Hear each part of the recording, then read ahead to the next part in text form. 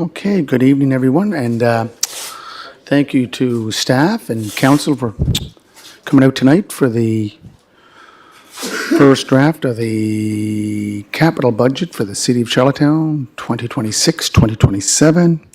In the spirit of reconciliation, we acknowledge that the land upon which we gather is unceded Mi'kmaq territory, Ebegwit. Mi'kma'ki is covered by the historic treaties of peace and friendship. We pay our respects to the indigenous Mi'kma'ki people who have occupied this island for over 12,000 years, past, present, and future. Okay, call to order. Declarations of conflict of interest. Councillor Duran, Councillor McCabe, No. yay, nay? No. Okay. Approval of agenda. Moved by Councillor Bernard, second by Councillor McKinnon. All in favor?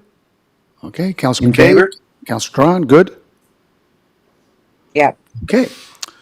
So the discussion is for 2026-2027 capital budget review. CAO, do you want to turn it right over to Amy and Isaac? Is that your preference? Yes, Your Worship. I'll turn it over to Amy to walk us through it. And Amy, I don't know if Councillor Duran, but Councillor McCabe says she has the email. I don't think she could enter her OneDrive. So if we're referring to page 4 of 8 or 8 of 9, we just have to indicate the page that's in the email too. Is that all right? Yeah, that's no problem, Your Worship. Thank you. Good evening, everyone. We're going to review the overall capital proposed budget for fiscal 25-26, or 26-27, my apologies. I have it up on the screen here. I believe it should be the first page of the document. That's right. That you have. Yeah. So we're just going to go over any high level, and then we can go into any detail as needed. So to start, we're going to overview versus this current year of 25-26. We had a overall budget ask of $70,374,960. That was offset with $9,652,068 in partner funding, which gave us a net budget, capital budget of $6,722,892. What we're proposing this evening is looking at a total budget of $97,860,865, which is offset by $33,008,045 in partner funding, which gives us a new net capital budget ask of $64,852,820. That is a $4,129,928 increase over last year, or 7%.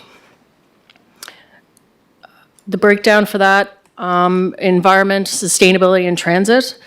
The budget request for this year is $9,364,133, offset by $6.7 million, with a carry forward of just over $2 million, giving us a net of $4.676499. The fire department and emergency preparedness. New ask for fiscal 27 is $7.5 million, with a carry forward of $2 million from this current fiscal to give us a new net request of $9.5. Information and technology, new request for next fiscal 27 is $720,000, with a carry forward of $110 from this current fiscal to give us a new net of $830. Parks and Recreation. New request for this coming fiscal is $2.385, which is offset by $875,000 in partner funding. There's also a carry forward request of $5.5 to give us a new net of $7.019500. For police, there's no carry forward, and the new budget request for the new fiscal is $494,000. Public Works, broken down into each specialized area. The new request for this fiscal is $155,000, with $480,000 requested carry forward from current fiscal to give us a net of $635,000 for urban beautification. For municipal buildings, new request is $6.32 million, offset by $500,000 in partner funding. Also a carry forward of $1.45 from current fiscal to give us a new net of $7.27. Traffic and pedestrian signals, no carry forward, and a new net ask of $745,000. Street lighting, no new ask, and just a carry forward of $250,000. Park aid major repairs, a new ask of $100,000, carry forward of $4.275 from this current fiscal to give us a new net of $4.375. Land and property acquisitions, 630 new ask, $1 million carry forward from current fiscal to give us a net of 1.63. Street rehabilitation and intersection upgrades, new ask of 24.55, offset by 17.44 million in partner funding, plus a carry forward of 792,000, gives us a new net ask of 7.9. Sidewalks, multipurpose trails, new ask is 5.745, carry forward of 1080 million, gives us a net of 6.825. Stormwater management, a new ask of 1.12, a carry forward of 50,000, gives us a net of 1.17. Public works fleet, just a new ask of 2.625, no carry forward. The Bella Lions Center, an ask of 1352.2, offset by 497,000 for a net ask of 855. And Eastlink, no carry forward, but new ask of 1.145 million. That gives us a total for total city capital projects of 84,465,113, offset by 26,508,045 in partner funding for a net of 57,957,068. For water and sewer, a new ask of 8,791,029. That is now offset with 5.65 million in partner funding.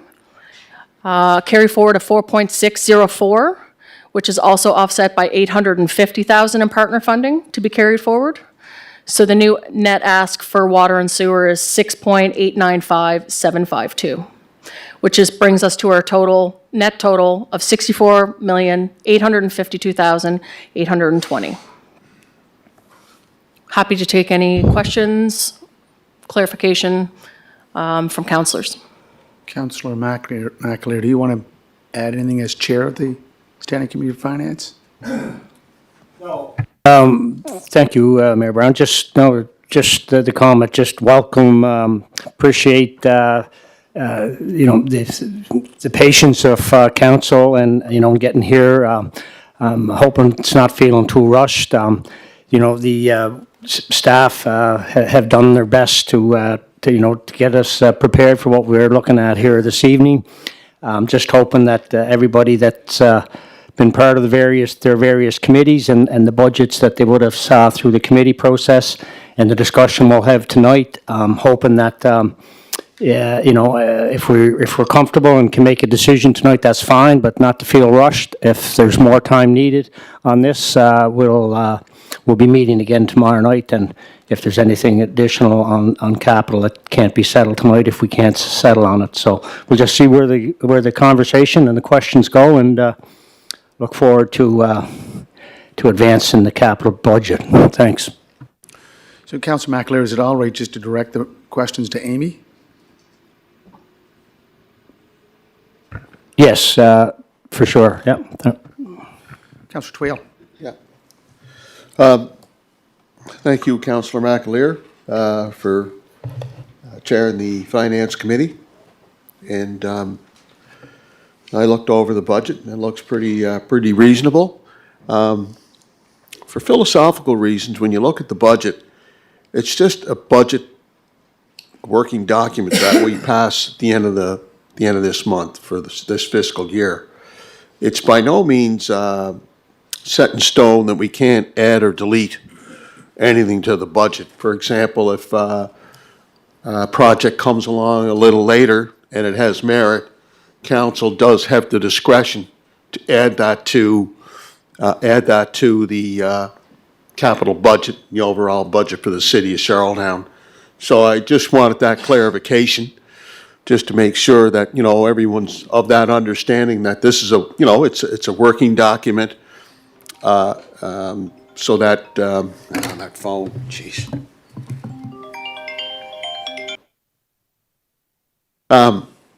So just wanted to bring that to everyone's attention, that this is a document that we're going to pass at the end of the month for this fiscal year, but by no means is it etched in stone that we can't add or delete any other project that may come to fruition and has merit on behalf of a particular community. Thank you for the question, Councillor Twill. By and large, I think I think the spirit of what you're asking is correct. I think, a capital budget can be modified possibly. So I don't know if CAO or anybody more senior has a different view of that, but if they do, I'd like to hear it.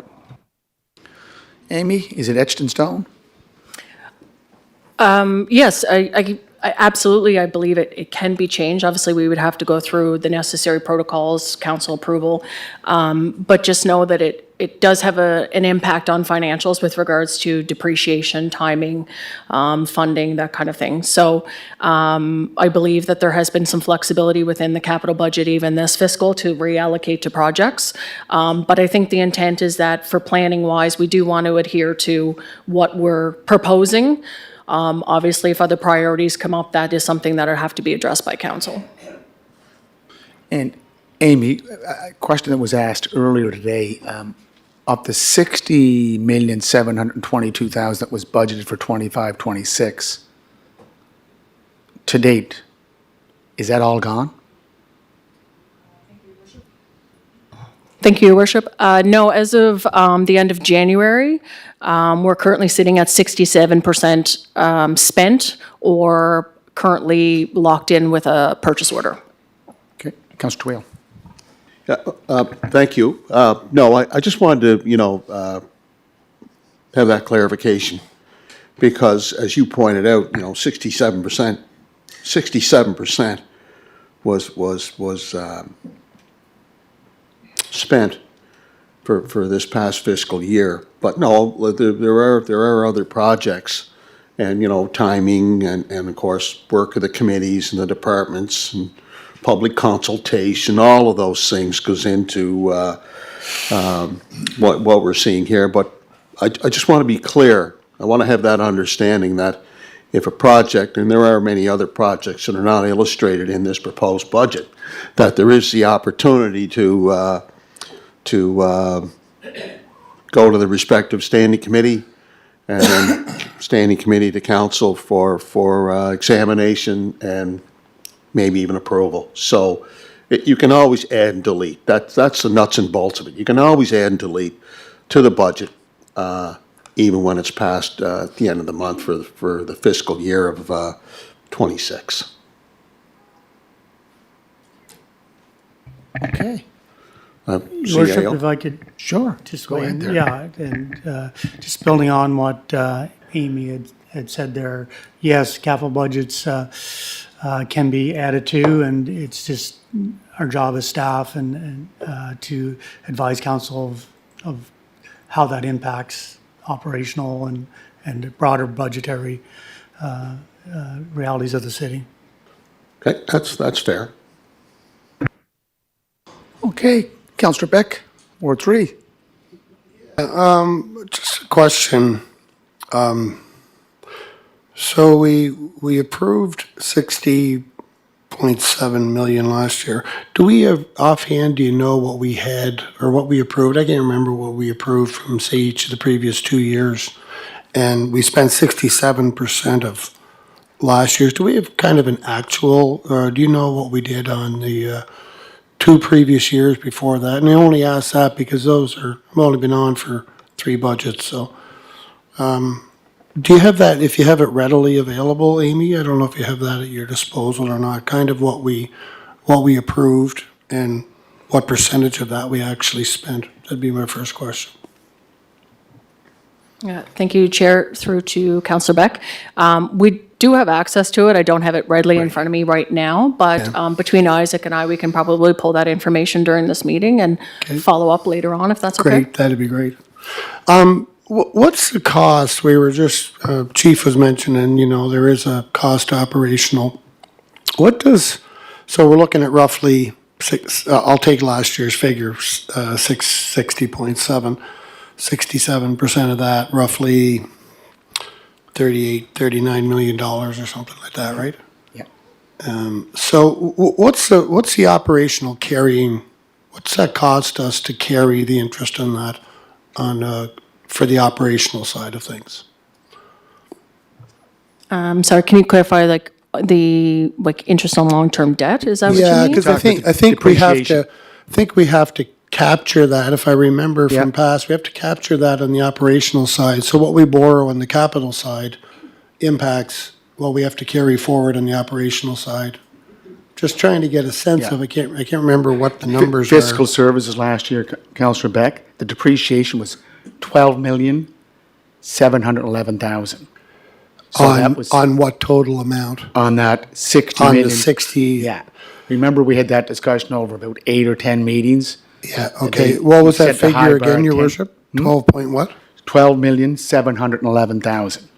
Now, if you look at 67% of the budget being spent, that depreciation won't amount to that. You're right, so we're looking at, Well, you take 67%. take 2/3 of that, it's about 8 million, it's costing us about 8 million a Correct. year to borrow on our capital projects. Correct. And we only take the money out when we have to pay for it. Yeah, so if we had activated every project under that 60.7 million, we would have spent 12.7 million in interest costs. Correct. But since we only spent 67%, activated 67% of it, it cost us about roughly $8 million. That's what it is mathematically, but when you look at accounting principles, it might be a little different. Remember, that was 10%. He set the bar at that, was it not, 10%? And if you look at depreciation guidelines, they're only guidelines, they're not regulatory regulations that we have to follow. So the bar was set high, so we were aggressively paying down our debt.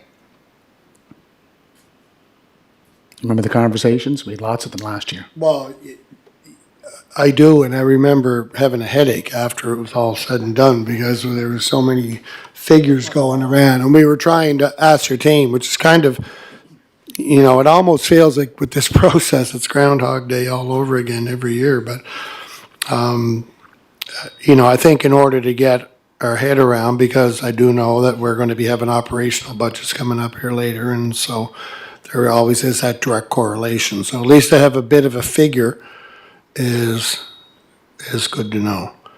So if we're saying 100,000 for every million, that doesn't add up. If we're saying 60 million and it costs us 12 million. No, it's just a guideline, and there's, as I said, it's right there, 12,711,000.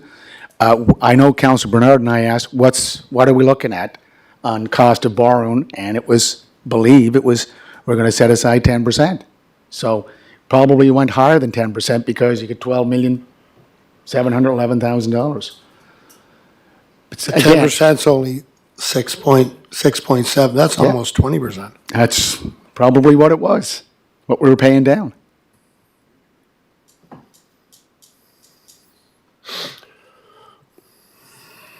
So if we're looking at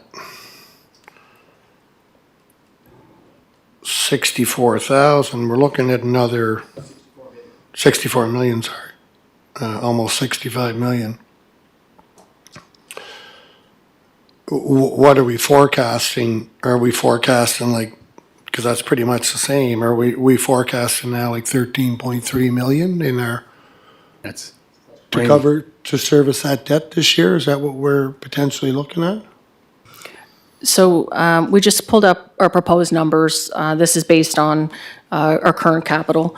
And for right now, we're proposed to spend about 6.4, just short of 6.4 on interest on our long-term debt for our capital.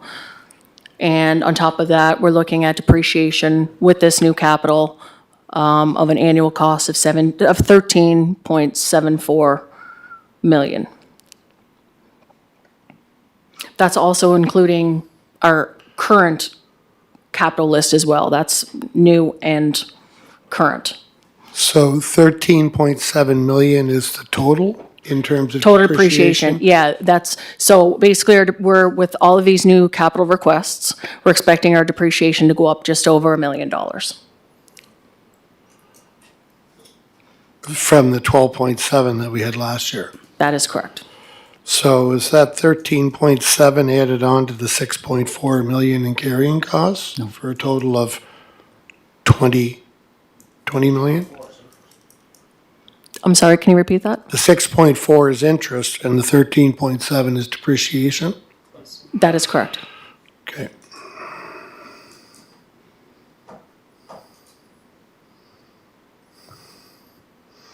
And Amy, that depreciation is on existing debt also. Remember that, right? It's on existing capital Yeah, so- items, yep. This, we're adding new debt, so that's why Yep. it's going, yeah. Yep. Okay, gotcha. So the total increase with the debt, the interest on the long-term debt, and the depreciation increase with the new capital requests as they are proposed today, we're looking at an increase in financial services of 2.15 million over this fiscal, which will be detailed in the operating budget when we present it later this week. Okay. Yep. Can we move on and we come back to you, Counselor Beck? Or do you want to? No, Okay. Counselor Matert and then Counselor Duran. Thank you. Thank you, Amy. Amy, I'm just trying to get a little clarification on, I guess, the capital summary page. So I was adding up on the detail page, there's like 13 net new initiatives making up, I assume that's what makes up roughly about the 7% increase that we have. But I also could assume that some of the existing projects get reforecasted and those budgets are increased slightly, I guess, or depending on what we may know today that we didn't know last year. Is that a safe assumption when I'm looking at some of these? So I'll just use line number 1 with environment sustainability on the capital summary page, just using that as the top example here. So in 2025, we had a capital budget of 10.2, partner funding of 7.4, for a net capital for us was 2.8, correct? Then jumping over to 26, 27, it looks like we're asking for 9.3, but carrying over 2.5 from the previous year. So does that mean we only spent 300,000? Like, you know what I mean? Like, it feels like we're carrying over that because that's what's unspent? Is that what that means? Through the chair to Councilor Matart. It could be that in the fact that we haven't yet spent the dollars, they could be locked in with a PO, Okay. but we just haven't. It's kind of a timing issue in the fact that we really can't recognize it until either we've paid it or received the item. So it's kind of a technicality on that. But you are incorrect in theory in the fact that we haven't spent the money, but the intent is already locked in that it has been spent. Okay. Okay, carrying over. Okay, so that's what's misleading here, okay, is the fact that some of this might be, it might just haven't been billed. I mean, we still have 2 weeks left to the end of the fiscal, and there could be bills that are already being paid as we're speaking right now. So does okay, so maybe my question is, the bulk of the 7% increase, is that being made up through the 13 net new initiatives, or a combination of that plus the reforecasting of probably many of the existing projects? Slightly, you know, here or there, because it's not overly significant, the 7%, not to say that it's minor, it's $4 million. Is that what that would be made up through? I believe so. It is like a combination of both. Obviously, there's timing issues, not getting all projects completed due to weather, funding, various reasons. as well as the new asks. There is also, back to your original question, some of the project budgets may have changed, which may have requested additional asks. It's kind of a combination of all three. Okay, yeah, so I guess I was, one thing that was surprising to me is that there, in the grand scheme of the whole thing, there's only 13 new requests aside from everything else that was existing. Some of which certainly I'm aware of from my committees that I participate on, and some others that I don't have a whole lot of context to because I'm not part of those committees. And we haven't had, but nothing jumping out at me, I guess, that would maybe raise a question to any of the managers here regarding those new initiatives. So, want to make that comment? Good, sir. Councillor Bob Duran, Ward 6. Well, thank you, Mayor Brown. I'm just wondering about are we going to go through line items, or are we just going to have a question here at the first, or do you just pick up, what you want to do on the line items? How is it going to go tonight? Councillor McAleer.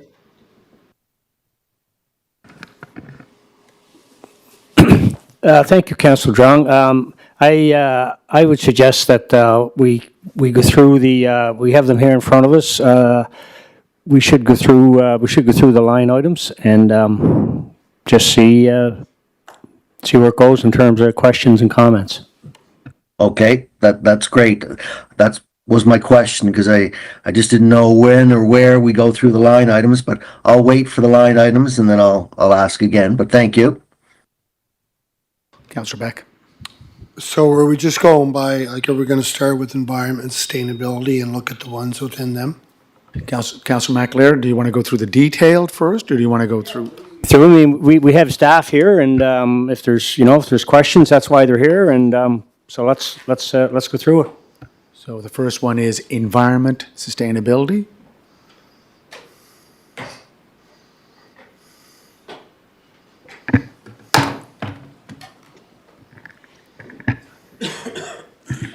Thank you, and through your worship, Anna and I will take you through environment and sustainability's budget in front of you. So the first one is bike racks, which is an existing program with a slight increase to ramp up the number and style of bike racks that we have around the city. We have a cost share model there, so there is some partner funding outlined there. Our water refill station is just a slight carry forward to install a fountain we have for the Vic Park pool. Going forward, we don't propose more expenses for that because they're being built in capital projects now. So we spent a lot of years kind of getting caught up with those in city facilities, so we're in a good place now. The community vegetable planters is status quo. So those are in parks around the city, raised planters to grow food, and that is to replace aging and old raised planters that are in parks now. The street and park trees is a status quo ongoing project for us this is specifically the large trees. So the ones you see in city right-of-ways along streets and shade trees around playgrounds and in our parks. The downtown tree pits and planters is specifically a solution to getting more trees in our downtown urban core where it's hard to get trees growing. So these would be raised, kind of concrete, curbed planters that we'll work on in partnership with Public Works. And the EV charger is proposed for Victoria Park for next year near the batting cages. So that is the $24,000 ask there. The next one is around AT infrastructure. And so this is a total spend in around $717,000 with about $325,000 in funding. And this is consulting costs, community engagement, and design for those that are applicable. And I'll leave it at that and can open it up for questions if people want to know the specific projects. Anna can speak to what is proposed there. I'll do a quick high-level scan first. The bike share program is next, so this is proposed to go for RFP soon, would be a third-party operated program, and would see both electric bikes and traditional bikes at strategic locations around the city. And so that is a significant budget, but do note the net spend for the city is only about $14,000. Solar panels, so that's proposed for the Hillsborough Park Community Center, and that is a 10% rebate projected for that. The transit buses is next. I'll just point out that a lot of the transit buses is committed already through POs that have been raised, but the budget is in the year that the invoices are coming in, so when it will be expensed.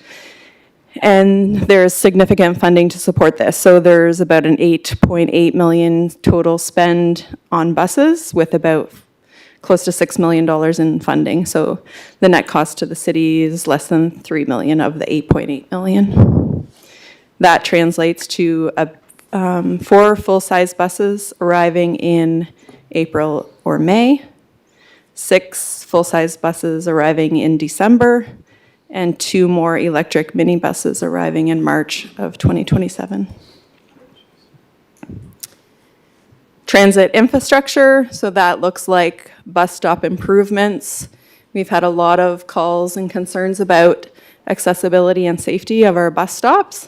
So concrete pads, better waiting areas, shelters, benches, signage, and technology.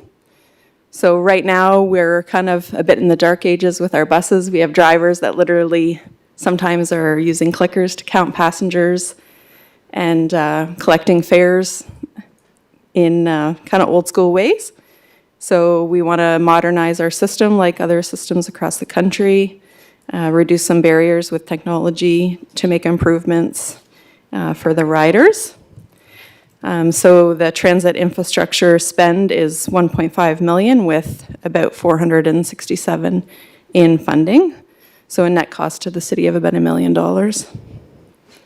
And then we have one final line item for transit charger. So we're getting 2 more electric minibuses next fiscal proposed, and that would be a level 2 charger for those buses. So maybe I'll pause there and answer any questions. Anna and I are both here to answer. Councilor Duran, any questions there? Yes, I do, sir. Thank you very much. Go ahead. And thank you for the report there. I'm just wondering, like on a solar panel, why would a certain building be targeted? Like, I'm just wondering, is it for the electricity that it can generate? And I'm wondering why it wouldn't go to a rink or something like that. Maybe there's a simple question or simple answer. I wonder if you can answer that. Sure, thank you through the chair. So we had an assessment done of city buildings to look at pitches and roof lines and what direction they face and how much roof area there is, and ranked the buildings in order of potential for solar production. And so we're going in order of what makes the most sense based on that analysis. Okay, just to follow up, Mayor Brown. Go ahead, sir. Would it ever come across about the electricity that could be generated? Like, I know, say a rink would be a large type of building that would take a lot of electricity, but you decided on the way it picks up energy from the sun. I know I was looking at my house, and it's whatever way your roof is made, but the question is, at what point can it generate something to make it more feasible? Does that make sense? Through the chair, yes, I think that makes sense. And I guess one thing I'll add is that our goal is that every city project and building that we're working on across the city is made to a net zero or net zero ready standard. So any new buildings, this is for our department to ramp up what maybe doesn't exist on existing buildings, but that's not to say that anything going forward shouldn't have this built within it. Another thing to keep in mind is there's a certain amount of production you can achieve before you need an agreement with Maritime Electric to go above that. So you might be able to have a roof that produces more electricity, but you might not be able to do that. You'd have to enter a net metering agreement with Maritime Electric if you wanted to produce more than their net metering allowance. Well, thank you. Just one more quick one, Mayor Go Brown. ahead, sir. Go ahead. Yeah, so I'm just wondering, I know that would certainly help the electricity in that municipal building, but I'm just wondering, like, is it the whole idea is to produce enough electricity to run a building? Is that the end goal here? It's our drive to net zero, correct? A race to net zero.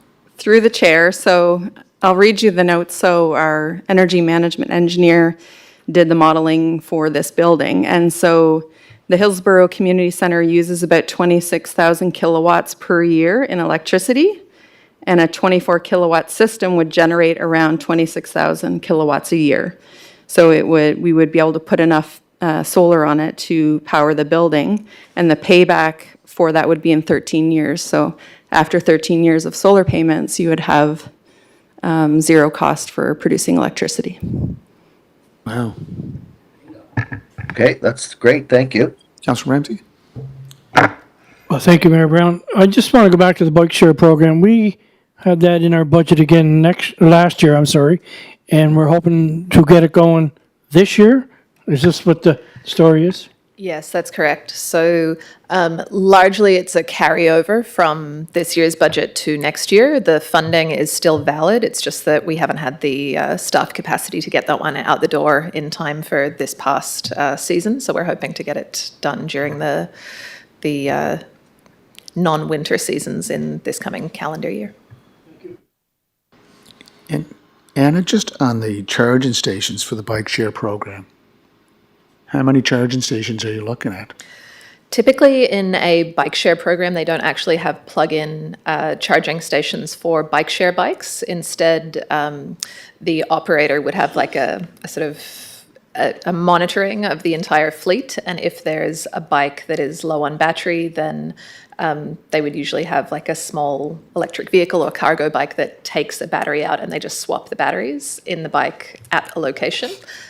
Because that way, the benefit of that is that you don't need to invest in installing a lot of fixed infrastructure and doing a lot of electrical work to build charging stations everywhere. You have one central charging station, and then there's a cargo bike that drives around to swap out batteries as needed.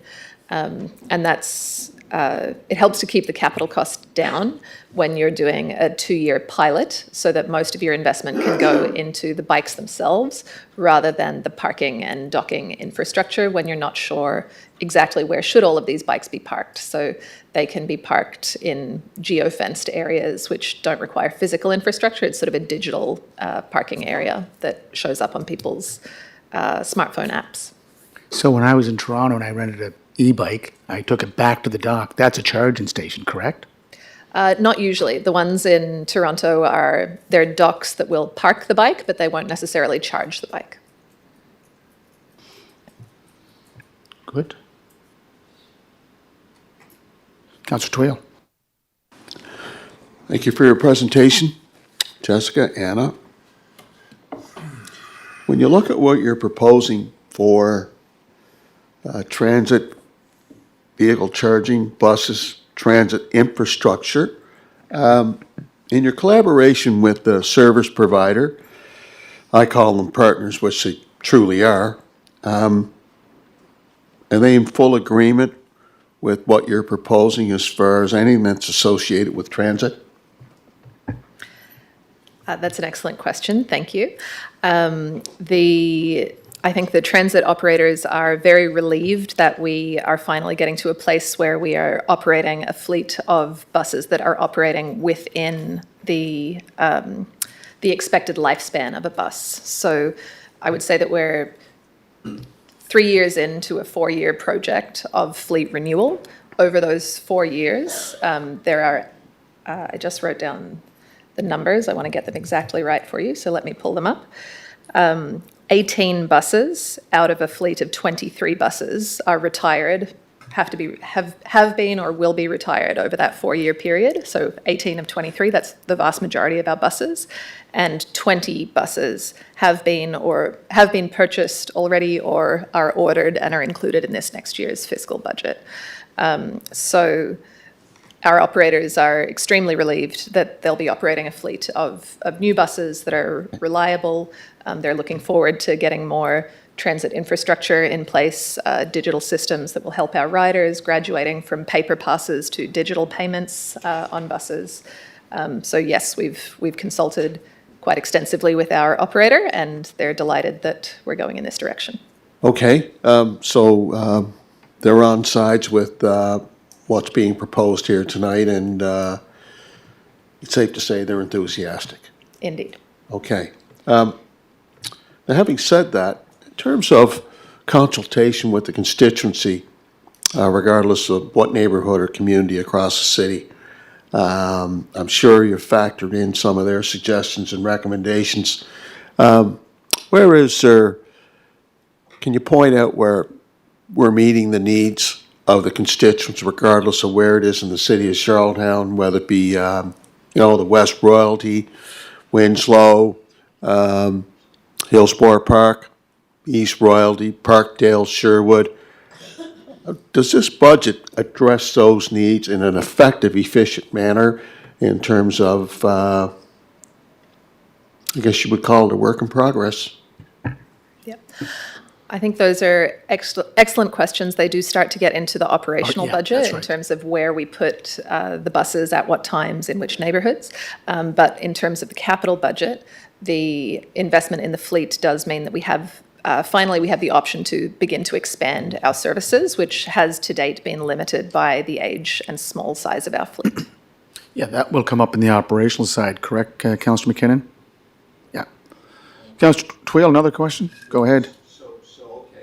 From a capital perspective, without getting into the operational, but from a capital perspective, infrastructure, we are being progressive, we are being forward-thinking, and we're moving the ball down the field in terms of meeting the needs of our constituents equally and fairly right across the city. Is that safe to say?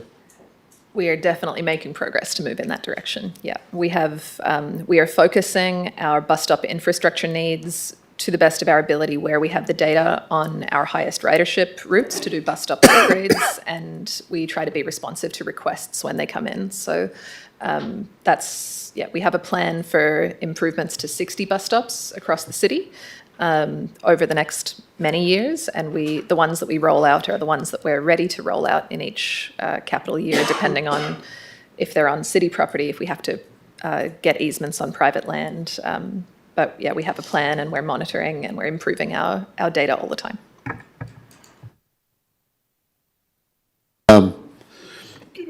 Sorry.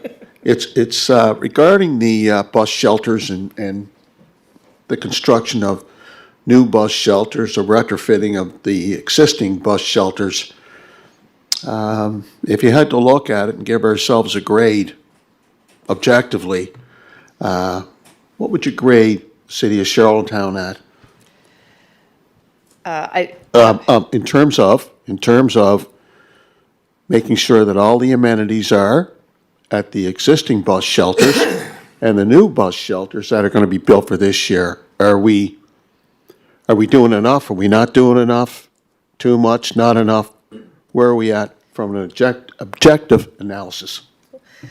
Thank you for asking the question. I like to give good news wherever possible, but in this area, I would say that our bus stop infrastructure leaves quite a lot to be desired. If you speak to a lot of transit riders, they can point out where the challenges are.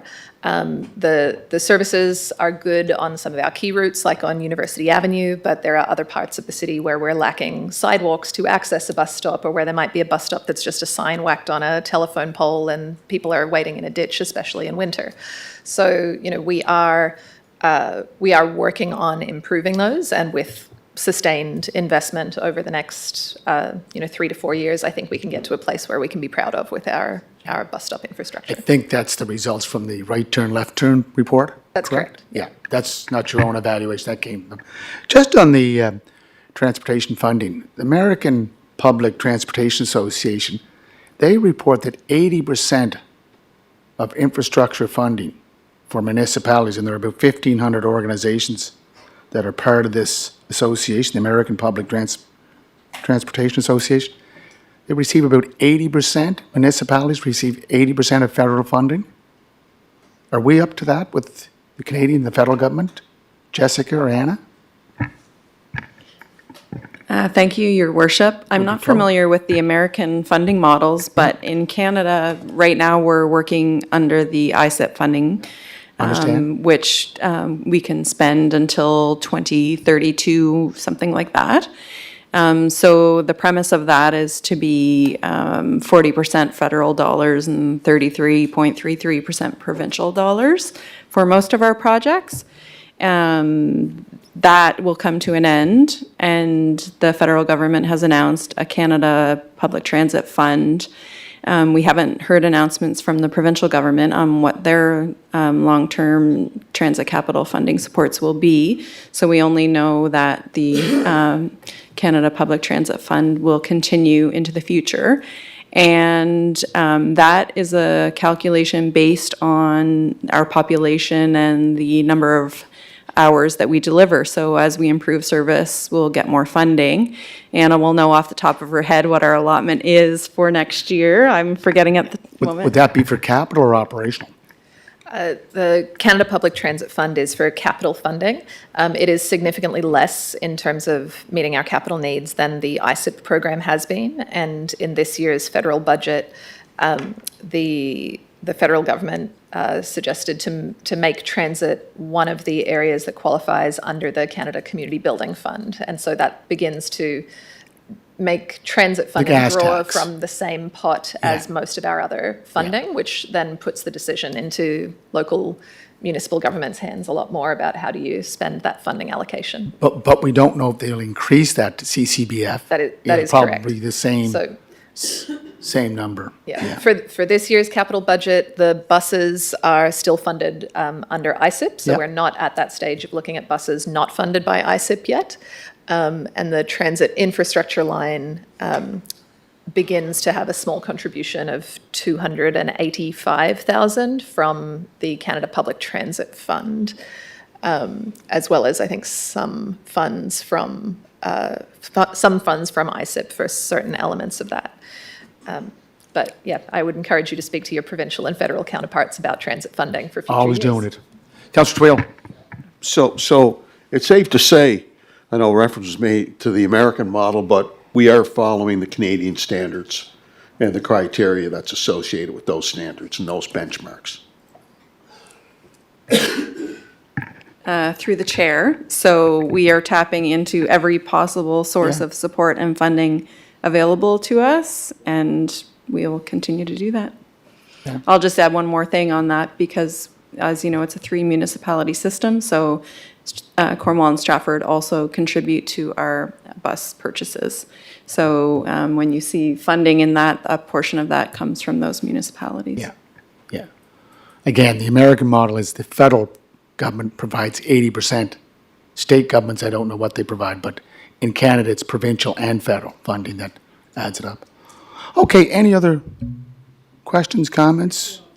Amy, want to add anything? Good. Okay, thank you very much. Fire Department and Emergency Preparedness. Chief Mamie, Tim Mamie. Chief? Oh. Thank you, Worship. I can run through the 7 new initiatives up in the capital budget for fire. New fire station design, that's going forward in the 26-27 budget of a total ask of $6 million. That would be $4.1 million in new dollars and a $1.9 million carryover. Firefighter turnout gear, everyone recalls, we had the Forever Chemicals inhabiting the gear. There is a new standard and some new testing procedures out there for the material providers, so we are back in the market for our 10% replacement of our firefighter turnout gear. Small equipment fund of $200,000. We had $130,000 this past year, and we made a balance transfer of $100,000 as the cost and the availability of many of our lines of equipment are. The delivery of them is taking quite some time, so we have to change providers in different cases, and the providers prices are going up, unfortunately, on all the items. There is fast response craft, pardon me, ask of $400,000 in the 26-27 budget. We can talk about the two that's appeared there in partner funding, but I have no details on that at this point. The engine 4 replacement, we had $1 million in the 25-26 budget, which was a placeholder for any payments that were due prior to the delivery year of 26-27. So we will be taking delivery of that vehicle in 26-27 at a $2 million price. Self-contained breathing apparatus replacement, $240,000 for 12 more units. And the number 7 shouldn't be off-road response. That should be communications and radio equipment replacement. Yeah, for approximately $320,000. That's following our communications review that we have to have conducted in 26-27 as part of the fire underwriters. And that is the 7 new initiatives from fire, and willing to answer any questions. Councilor Matart and Councilor McKinnon. Thank you, Your Worship. Are we going through the chair? I know the chair's online, but through the chair to Chief Mamie. With the new fire station design, in 25-26, I think you had like $2 million, which was roughly to look at the design aspect of that project, I believe. But now that we're entering into 26-27 and we're looking for $6 million, is one to assume that is for roughly completion of the design, but also possibly land purchase? And then as we move into 27-28 will be more of the build aspect of it? And if that is correct, I'm wondering if we shouldn't correct the title of that just from the purpose of this gets published. We're not really doing a new fire station design. This could be design, land purchase, and build, correct? Thank you, Chair, to Councilor Matart. The actual $2 million from the 25-26 budget was for land procurement and to finish the fire station design. So we're still, the build team is still working through with a couple of land options in the area that we're looking.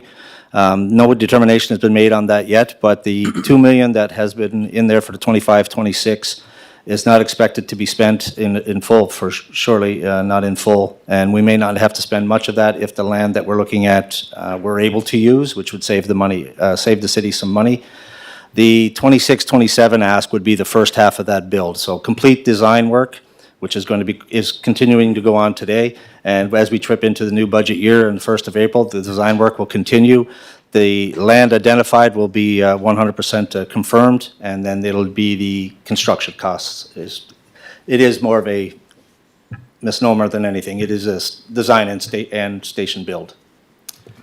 I makes any think we sense. recommend changing that just because of the, like you say, the optics of that being presented in the public document. It might feel like we're spending that on design. It's semantics, but nonetheless. Yeah, the actual wording in the 25-26 was design and I believe Okay. So land it is there, procurement. right? Okay, Yeah. land procurement. Okay, perfect. No, that explains it. Thank you. Councilor McKinnon. Thank you, Your Worship. Thank you, Captain, there for your report. Question, in the 25-26 budget, you were looking to replace engine number 2. You had $1 million in it. Was engine 2 replaced, or is there a typo? Because you have the $1 million now for engine 4 replacement. Yeah, engine 4 is the first vehicle to be replaced. Engine 2 is the next one, which is coming up after this one in 26-27. Engine 2 is the next vehicle for replacement. But in 25-26, you had engine 2. Yeah, that should have been engine 4. That's one that we replaced from this order. Okay. Thank you. Good, sir. Councilor Beck. Yeah, I think my question was more along what Councillor Matart was asking.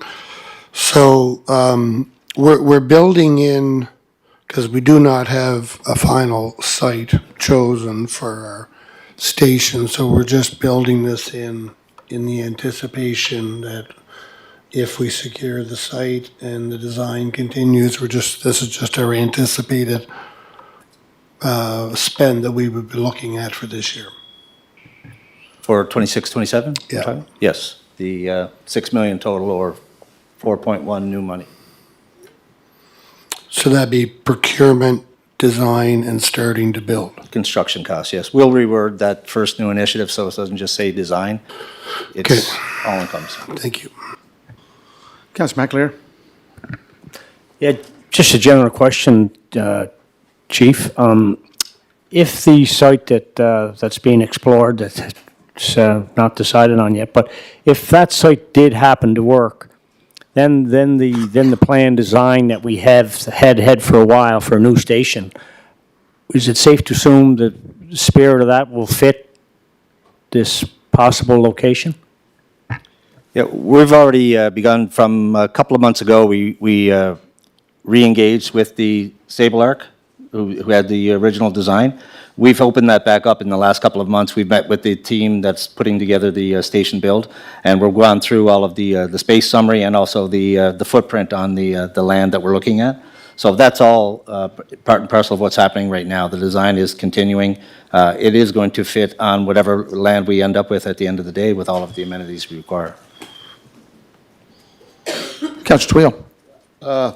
Thank you, Chief. It's exciting news that I think we're getting closer and closer to a new fire station being built in the northern part of the city. It's been talked about for a long time. So I like the approach that the department is taking.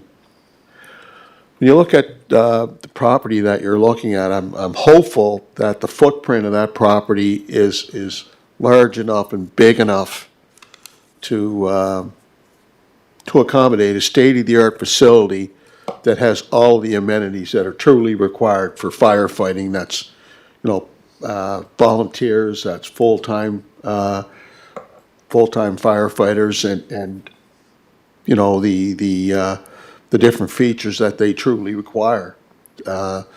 Because they're going to spend a lot of time there at this fire station. They're enormous amount of time, and I just want to make sure that when we build a facility of that magnitude here in the capital city, that the rest of Prince Edward Island can look at our fire station and say, wow, that's really something. I look at what Stratford's done, but I'm cautiously optimistic that we're going to build a facility, and I mentioned this to you before, that it's going to be a real legacy, and it's going to be there for the next 40 to 50 years. So I just want to make sure we're firing on all cylinders, and we don't wish that at a later date, well, I wish we could have added this component, or we could have added that amenity, or whatever the case may be. I just want to make sure we're building that state-of-the-art facility on a large enough footprint. Thank you. Chief? That is our goal as well, Councillor Twill, and we have 8 members from the department plus 2 of our consulting team. So there's a 10-person team going through all of the space summary requirements, all of the amenities, as you mentioned, and looking at everything that's required now and into the future for the department and the station that this will be, and where it's going to fit in their community. Thank you. Councillor Ramsey?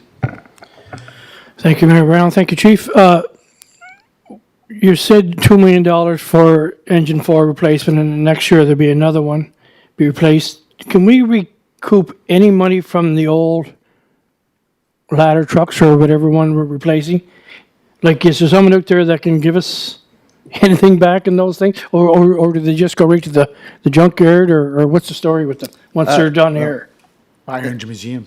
In the past, we have repurposed them through some of the smaller rural departments around the island, but also with our own departments within the city. We've repurposed some for the ice making, outdoor ice making equipment through parks or public works and with parks, items like that. But really, there's not a whole lot to recoup from them when you're looking at a $2 million vehicle as we're purchasing it after 20 to 25 years when it's going out the door. It doesn't carry nearly that sort of cachet again, but we are looking at different uses for that, and with the potential third station, we will need some reserve trucks as well, so we'll be able to keep those employed. Okay. Amy, just on the new fire station, if you can just go over to the 5-year, pull it over to the 5-year, nope, just pull it over. So, Chief Tim Mamie, in the end, it will be $12,100,000 for the cost? Is that right? Because I think that is the line item for the fire station, is it not? That is the line there, Your Worship, and that was the 12 million we started with an estimation for this purchase here. And if we go back to the discussion we had to the site out on Malpeck Road, I think we were looking at about 5,800, 6,000 square feet. How many square feet are we looking at here? The station itself? Yeah. We haven't had the whole space summary done yet, Your Worship. We're still working on that with the team, but we should have that hopefully by the end of this week, actually. We're hoping to have another meeting scheduled before the end of the week. But it would be more than 6,000 square feet. 6,000 square feet? Yes, I would think so. For a station? Yes, for sure.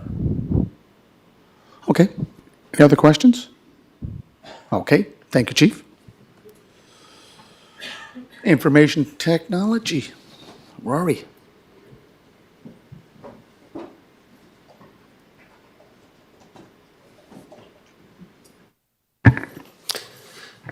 Okay, so we've got a few things on the list here for IT. I'll just go through them quickly, and if there's any questions, feel free to speak up.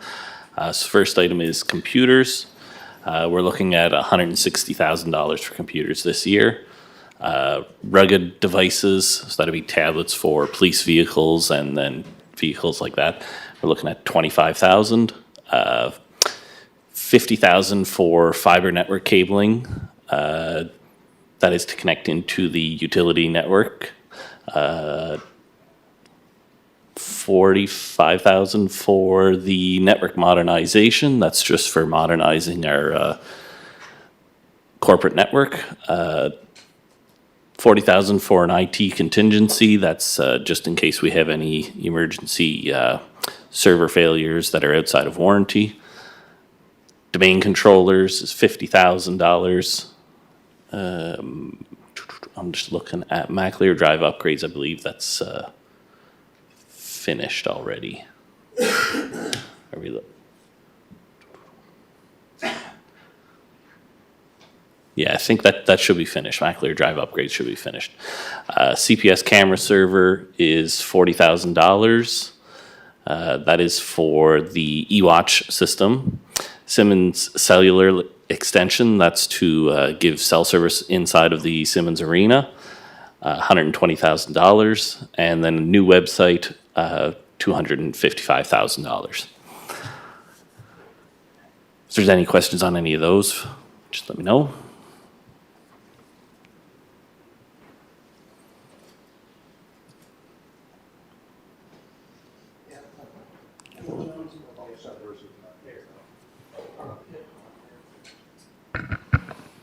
Oh, It's the new website, the city website? yeah. Just clarifying, the new website's at the, city website, Charlottetown, whatever, .ca? Yes, that's correct.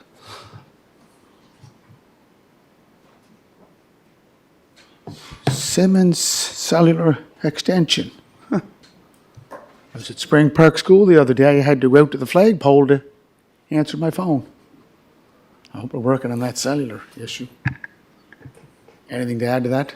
Is it just going to extend our The broadband? Simmons Arena Yeah. coverage, that's just for inside the building, so it would not be for increasing coverage for Outside. the outside area. Yep. Councillor Twill? Thank you for your presentation, Rory. I want to ask you about technology here at City Hall. Seems to be a challenge. I'm certainly no expert when it comes to technology here at City Hall. It's safe to say, I mean, we're always there always seems to be repairs and work that needs to be done here at City Hall. Where are we at? Like, we have had some issues here just in the past couple of weeks. Where are we at with all of the technology that's here? Anything that's interrelated to whether or not the technology is working or it's not working? How contemporary is the technology here at City Hall? Just for the sake of clarity, are you talking about the technology inside the chamber and Parkdale room that we use for streaming? That would be part of it. Yeah, so technology within this room and the Parkdale room for streaming is, I would say it's up to date. It was never built to be 100% uptime, and that's just to keep costs reasonable. There are some limitations within the space that we have a few options that are taken off the table right away because of the size of the room. But aside from that, it is mostly up to par.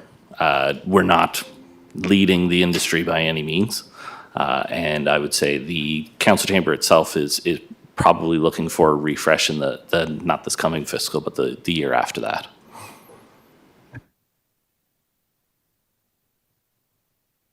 Okay.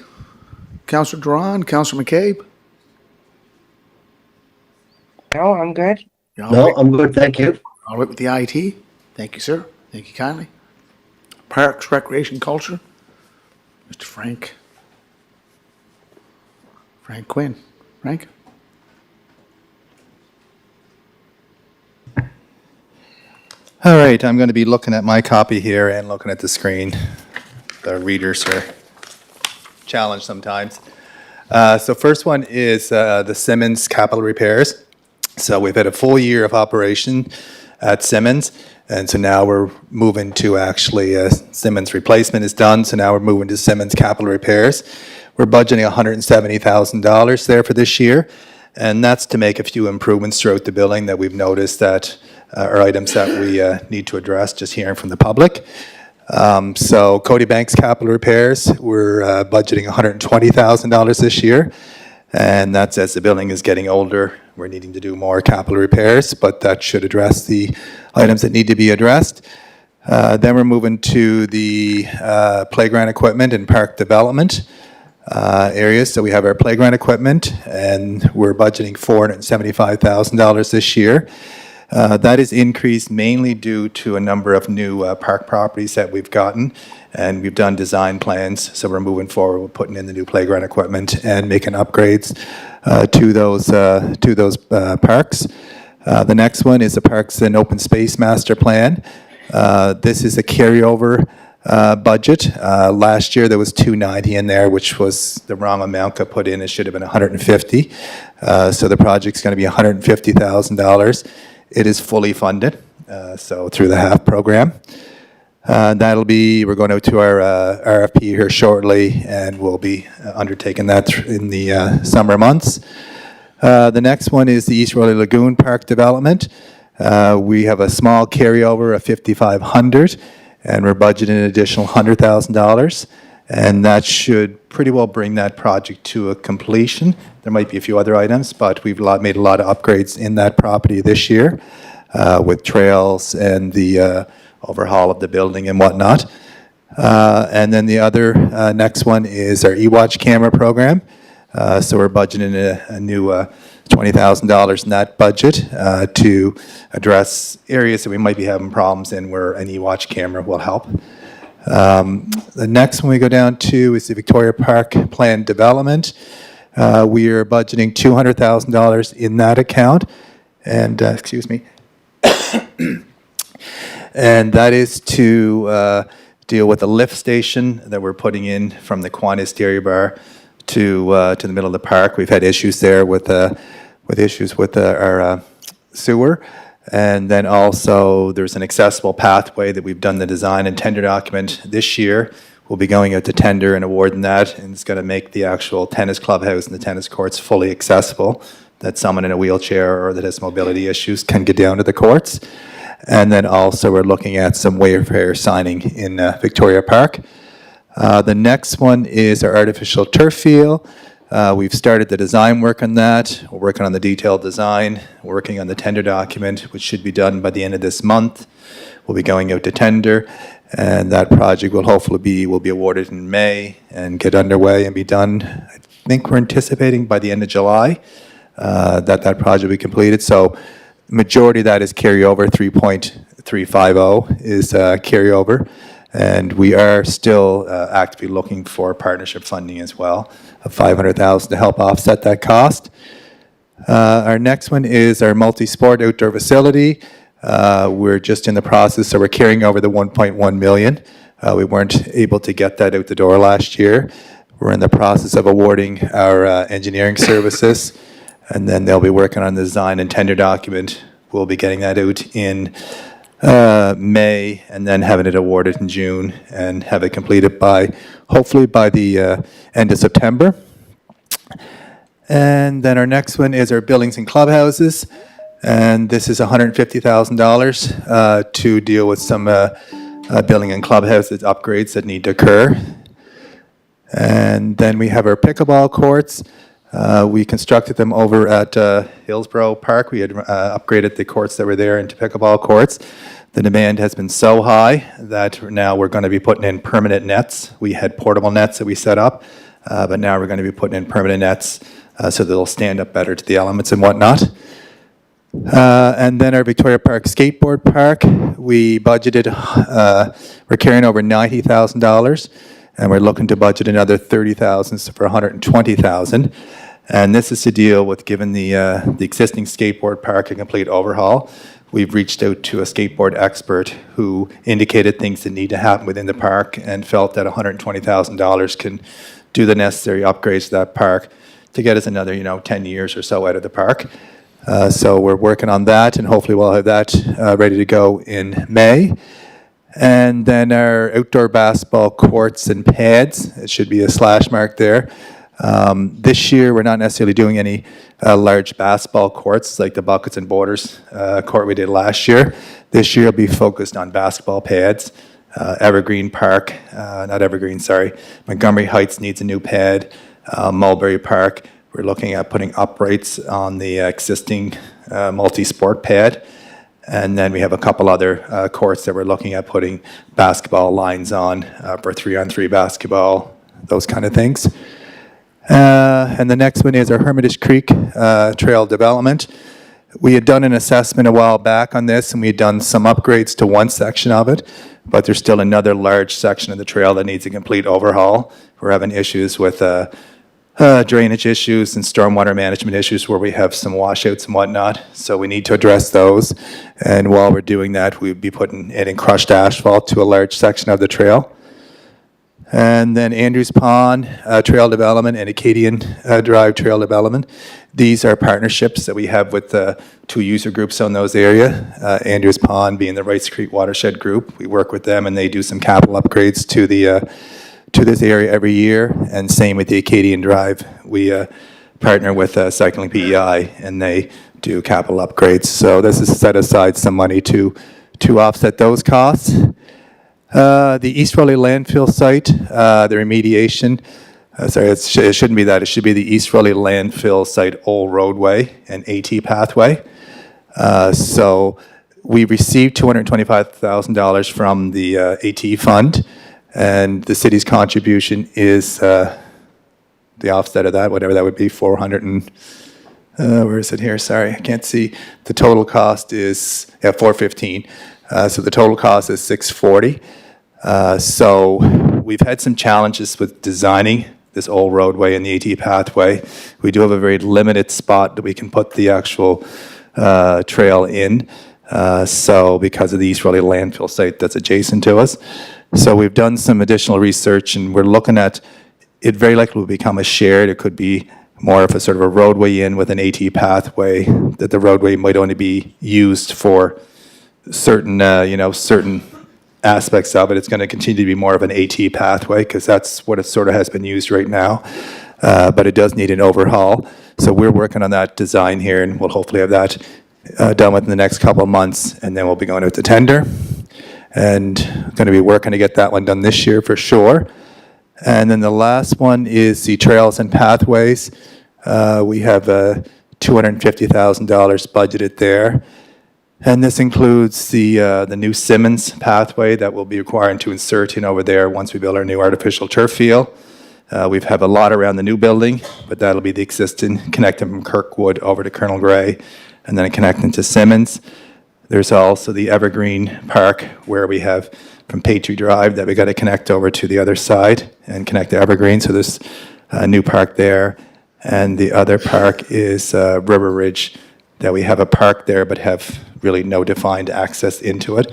So we're looking at defining the access points into that area. And then the last one is the Confederation Landing.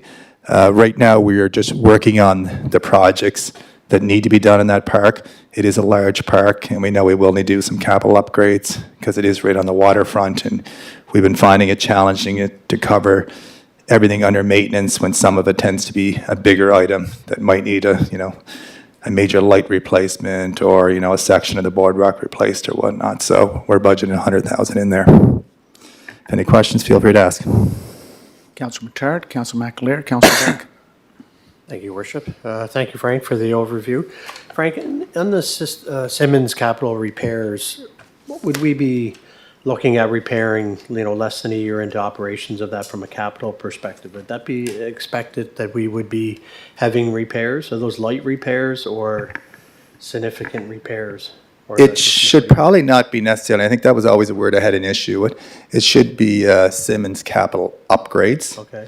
And that was something that we had talked about before, and I see that, Amy is changing it right now as I speak. Okay. And Cody Banks could be referred to that as well, Cody Banks capital repairs / upgrades. Okay. but That which- answers the question. I mean, Yeah. you don't need to go into the detail of what it is. I suspect there would be annual upgrades that have to happen depending. Repairs was leading me to believe that, what are we repairing into a year, and is that not covered warranty work or something? Yeah, no, and that's not it. It's making an upgrade, for example, one of our dressing rooms for the pool, making it fully accessible, private changing space. Yeah. So that someone can go in there that doesn't need someone else with them and, be able to Okay. change themselves. Okay, and there's my second then question is, with regard to Victoria Park tennis courts, so we spent a considerable amount of money last year resurfacing a number of those, of which have some deficiencies, and I believe you are addressing those through the contractor.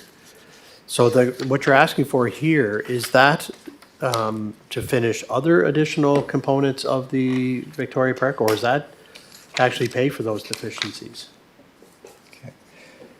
So, yes, I'm just going to find that here, and I think I probably jumped over that one, did I? Don't even remember mentioning Victoria Park. So the tennis courts, so what this is going to be is we have a carryover of $44,000 that we're carrying over. That is to deal with some work that wasn't already done with regards to that last year's work. The deficiencies are going to be covered under, we have a holdback for that. We have a substantial holdback right now that we're to get those deficiencies addressed, and that holdback will cover that. This money that we're looking at budgeting here, in addition, is to complete upgrades to court 1 to 3, and this would include crack repairs, asphalt top coat resurface of the existing courts, add new acrylic court surfacing lines, the court lines and the surfacing, and the complete fence upgrades. So courts 1 and 3 are getting to a point that we need to do work to them, or before they get to a point that they need to be completely ripped out and replaced. So if we get them right now, they can be resurfaced. So, and we have to time that we're not going to be closing all the courts at once, so. Councilor McAleer. Thank you, Your Worship. Yeah, Frank, just like to understand, clarify, multi-sport outdoor facility, 1.1 million carryover. Just could you clarify what that is and where, please? So this, Councillor McAleer, so this is actually the Elmer McFadgen Outdoor Sport Facility. So it's out in East Royalty. So it's the original old ice surface that needs to be completely overhauled. We were hoping to get it done this year, but didn't get to it.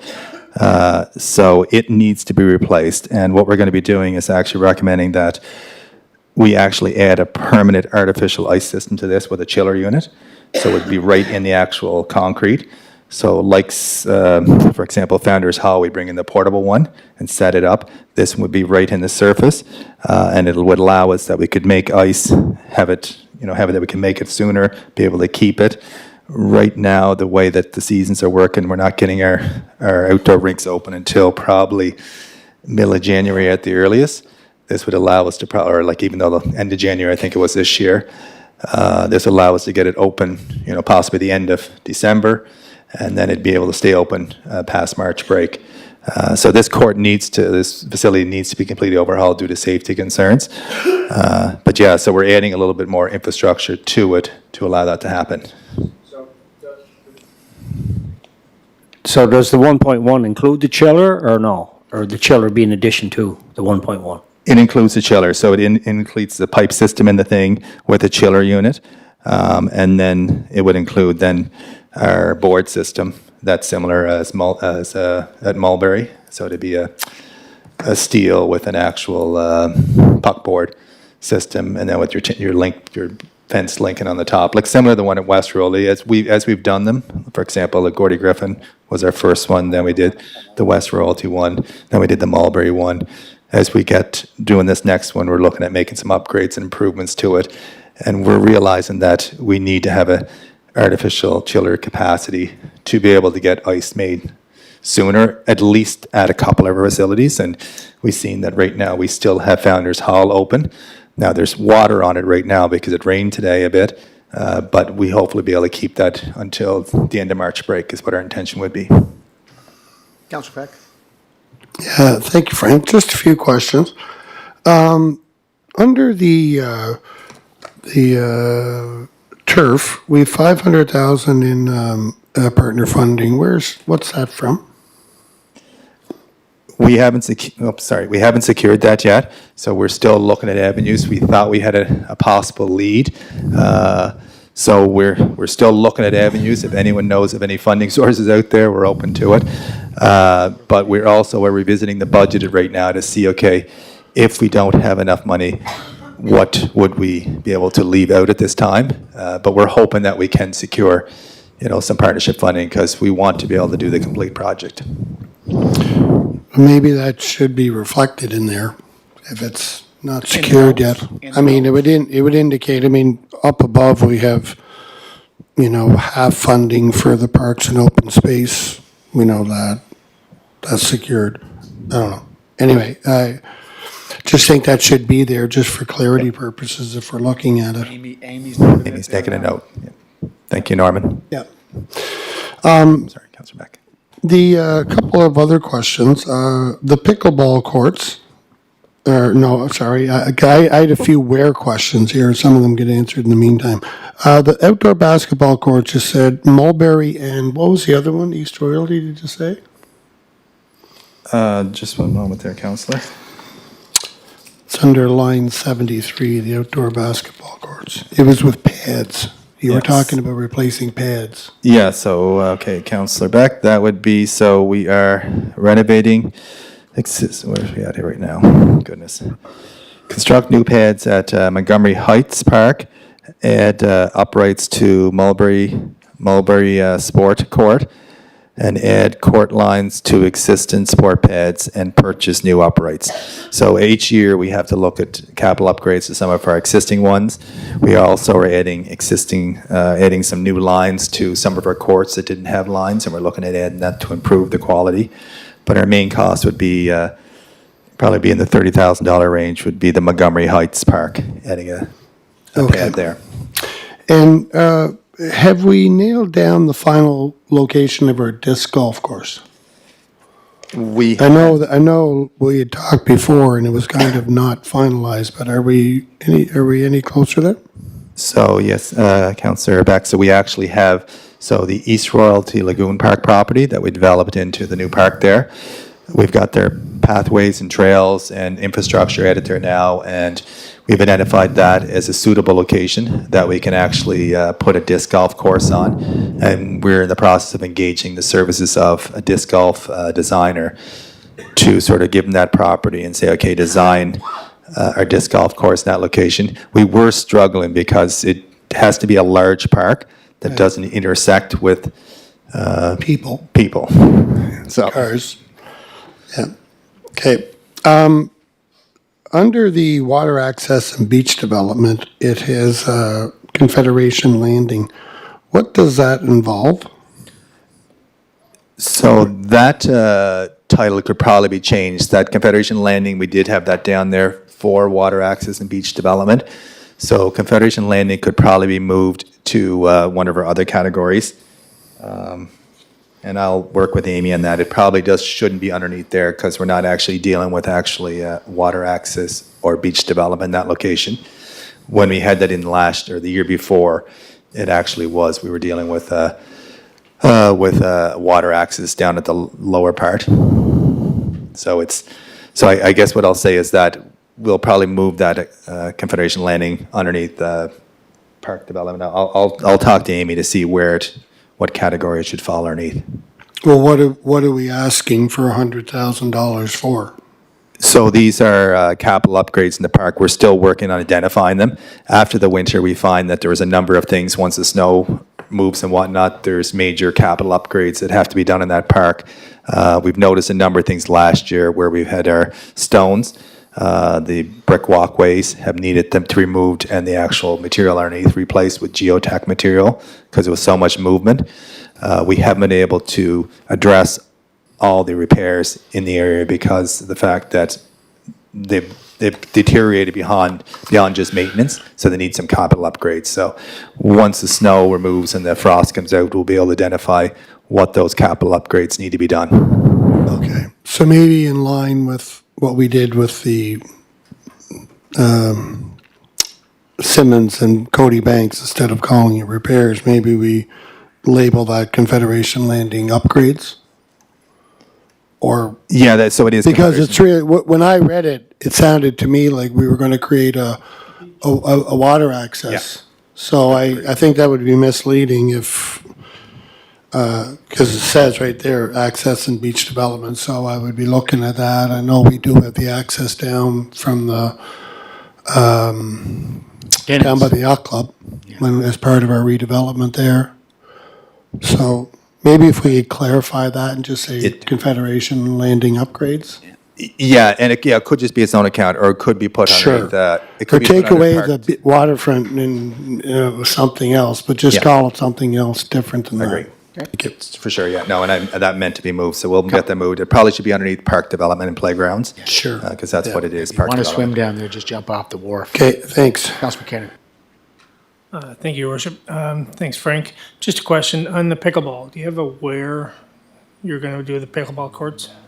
So, Councillor McKinnon, so the courts already exist in Hillsborough Park. We've renovated those courts, so the new courts we have there, we're just adding permanent posts and nets right now. What we have in place right now, we actually have portable ones that we set up each year.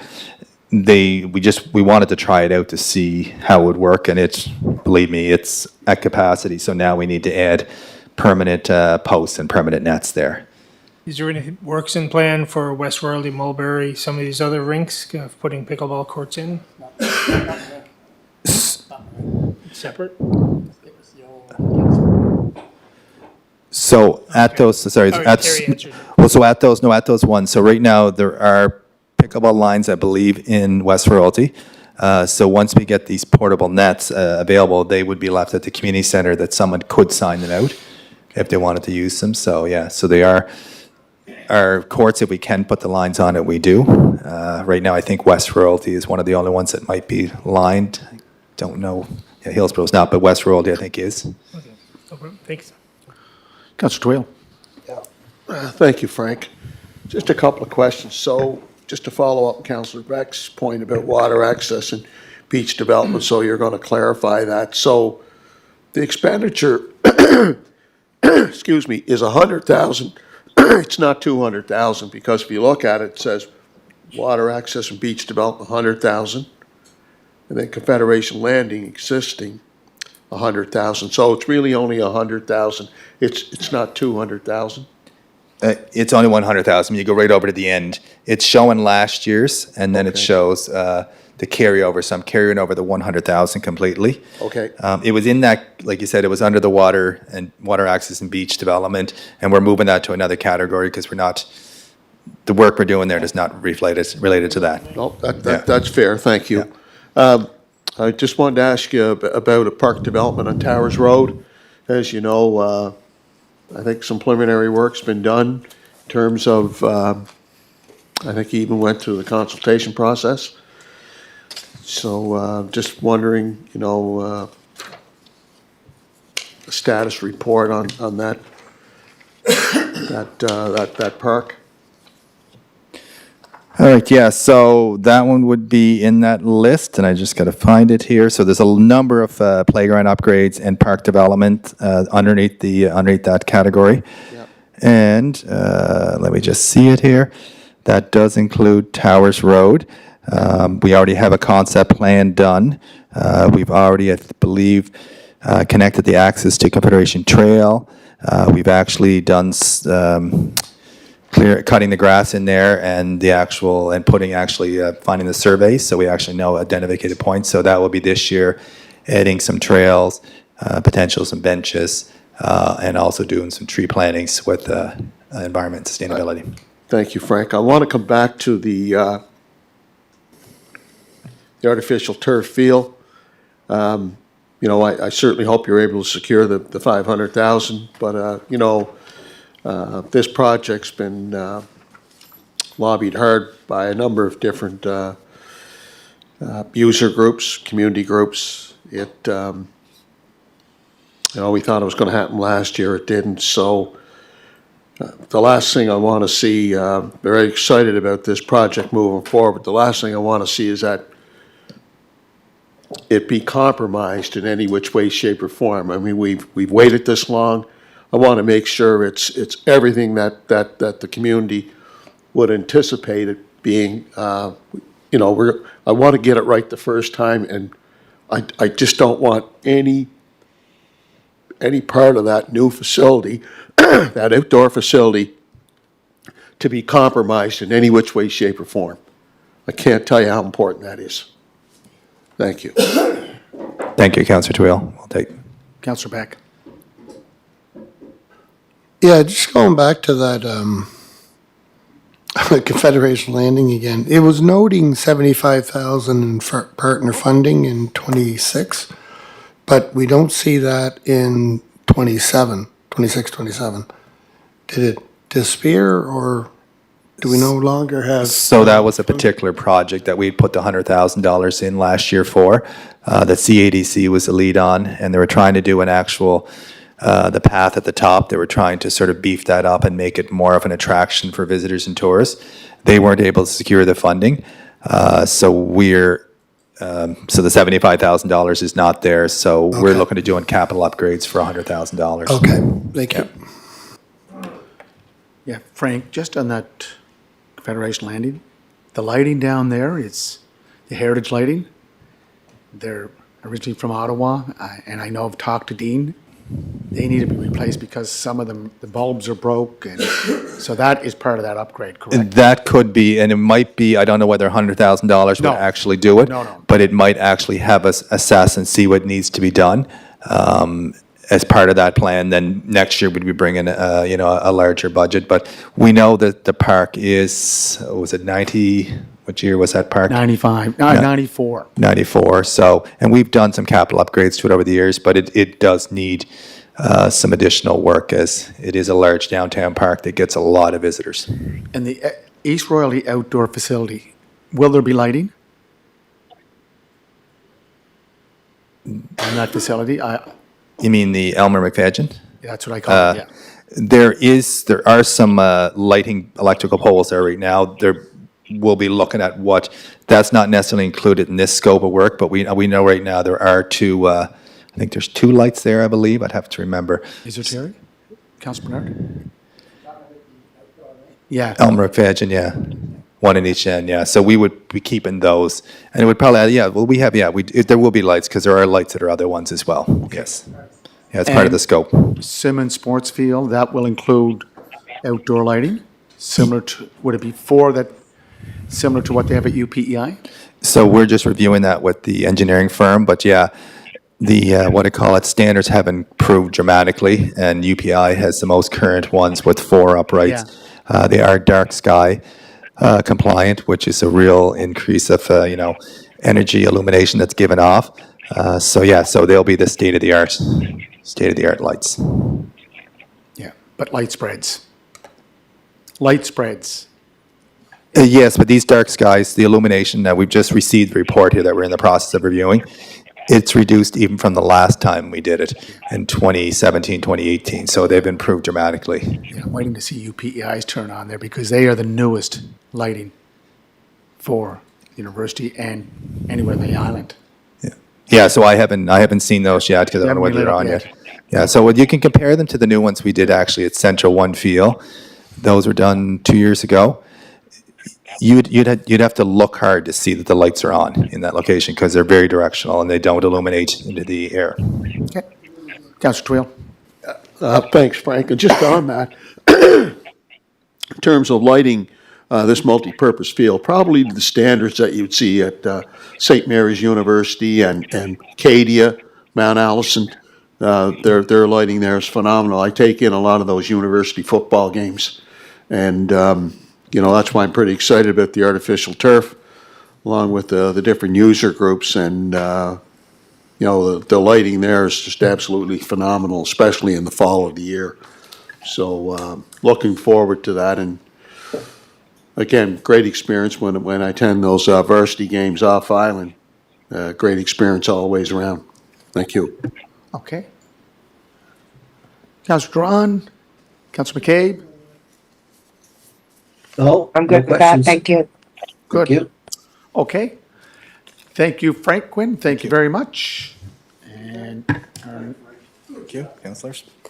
our next report is police. And we have Chief Sean Coombs here to present. Thank you, Sean. Or thank you, Chief.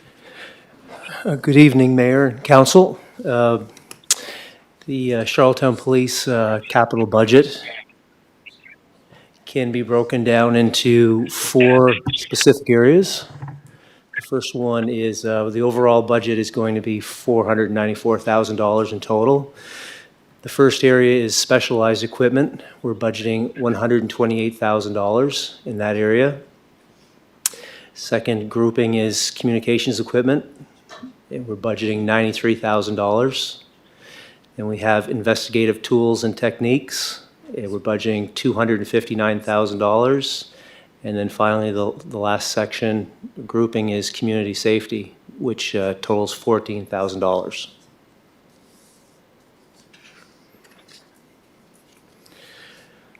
I'm open to any questions that anyone has. Councillor Twill. Thank you. Thank you. Thank you very much for your presentation. I look at the Charlottetown Police Department now.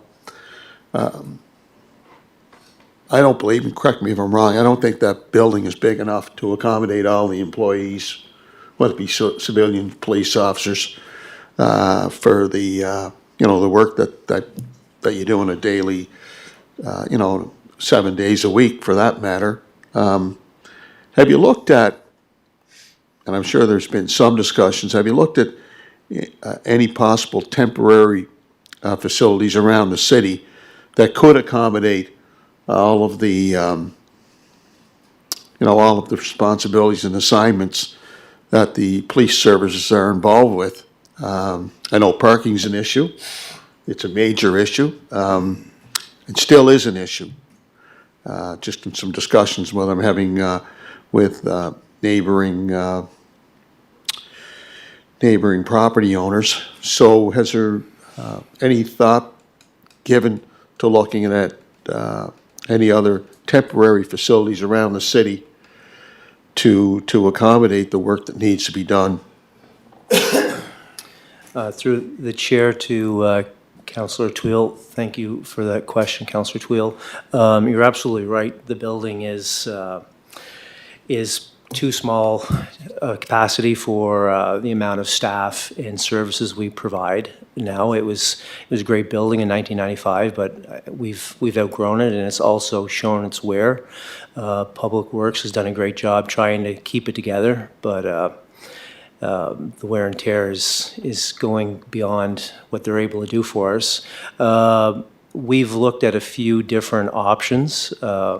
One is in consultation with the fire chief, just trying to find out what some of his specs are on the fire department to see if there is additional square footage that the police department could have some space in their building, more like an emergency services type of building. It wouldn't be a full switch over to a full new police department. It would be something like we might take a particular section or unit that we have and remove it from 10 Kirkwood and bring it over to that new building just to relieve a little bit of space.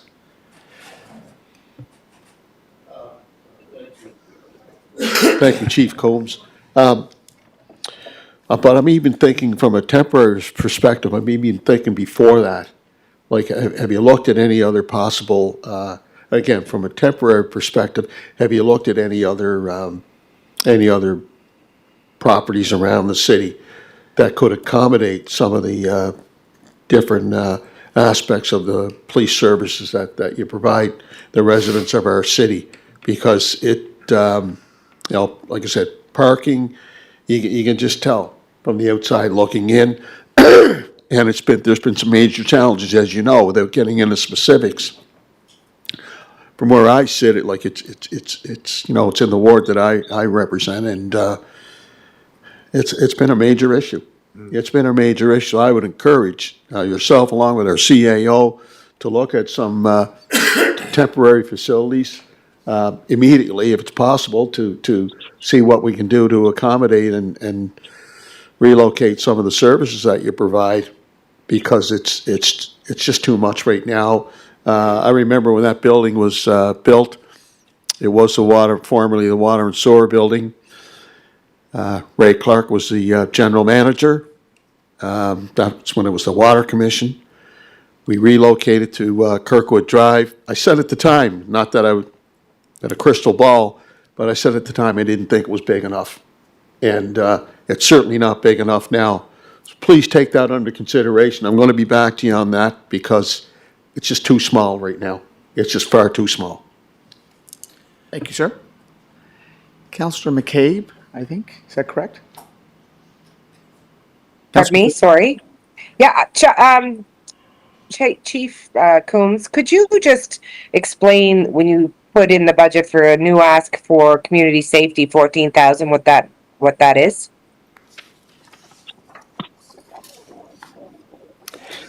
Communities, under the heading of community safety, that would include such equipment as LiDAR speed enforcement, Pro Laser, so different forms of traffic enforcement, additions to our already purchased and up and running mobile command center to fill out more equipment to help better serve the community, and also additional ASDs, roadside screening devices for detection of impaired drivers. All that for 14,000? Yes, that is correct. Okay, thank you. Another question? Oh, okay. Councillor John McAleer. Yeah, thank you, Deputy Chief. Could you just kind of maybe just expand on the line item 259,000 investigative tools and tech, and also, I guess, when you're there, specialized equipment, just a sketch of what those include, please?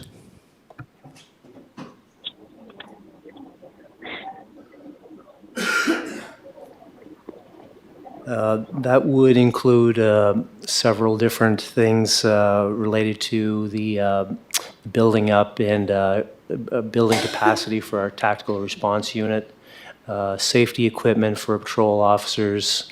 I can't get too much into specifics, but things such as like ballistic shields for entering into homes where there's an assailant with a firearm. Non-lethal equipment, and de-escalation equipment.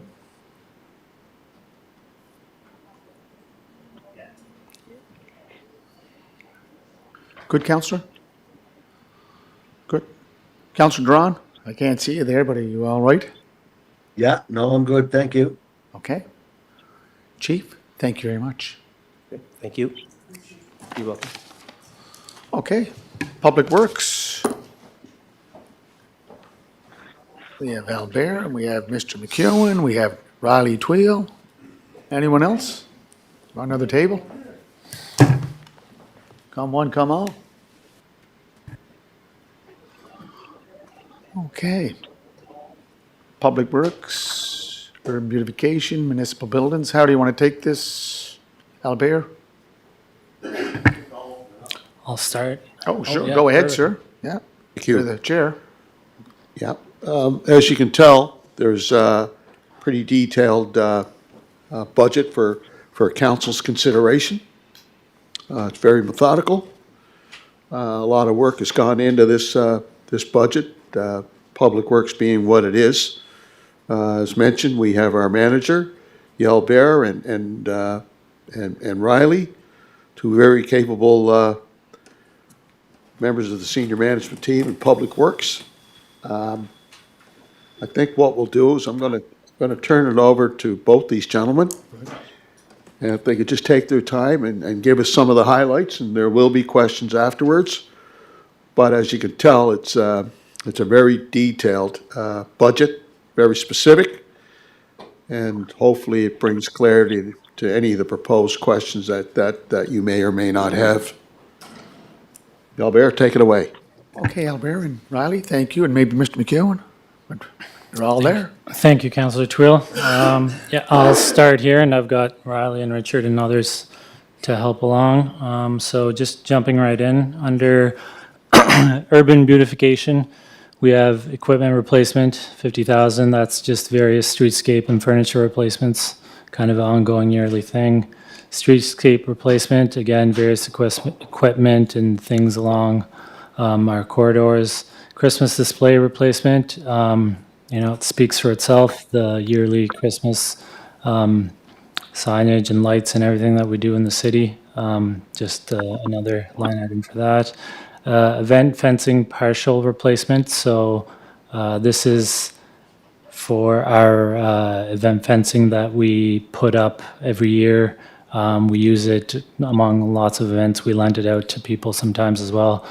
Just putting a line item for that to slowly replace and upkeep fencing that gets damaged over time. Event safety barriers.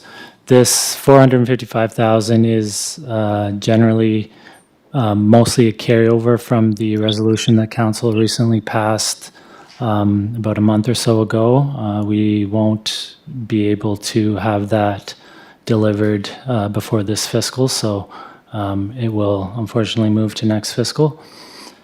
Moving into municipal buildings, we have the West Royalty Community Center, so 825,000. We recently, I guess just to jump back slightly, so you can see we have a pretty big budget, 7.27 million for our municipal buildings capital. The goal with our team for this is to complete building condition reports on all of the buildings. We've already started doing that recently for a number of them, one of them being West Royalty Community Center. And from this, we learn a lot about the asset management of each building and are better able to kind of plan long-term how we go about improving things into the buildings and, just doing things with a better plan overall in mind. So West Royalty Community Center has had a building condition report complete this year. Priority 1 upgrades have already, a tender did go out recently, so those we would be looking to award soon. And then this 825 would also be part of priority 1 and 2 upgrades. Major part of that is the HVAC and ventilation system, as well as a lot of the other priority 1 upgrades include things to the exterior of the building, accessibility, some upgrades to the gym and roof and things like that. Harts Hall upgrades. This one is just a carryover again for the award for the project that was awarded earlier this fall. Again, that project is looking to wrap up close to the end of May or early summer. And this is just a carryover to finish that off. So we're, I think, slightly over 50% done of that project at this point. 12 McAleer, that's our depot for Public Works. 500,000 for this. Again, this is another facility that is, you know, over 25 years old at this point, and we'll be looking to do a building condition report and do a lot of upgrades to that one. Manhattan Road Transit Facility, 450,000. Building condition report is complete, and there are upgrades that we will be looking to do there. Also, there's some portion of this funding is allocated to do engineering design for the addition and expansion for future bus depot bay there as well. So we're in coordinations with environment and sustainability for that. Various building upgrades. This is a general line item for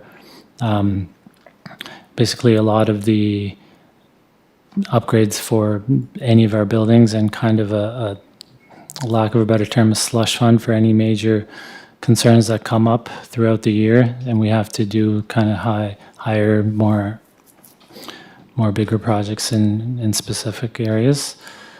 Corporate energy upgrades.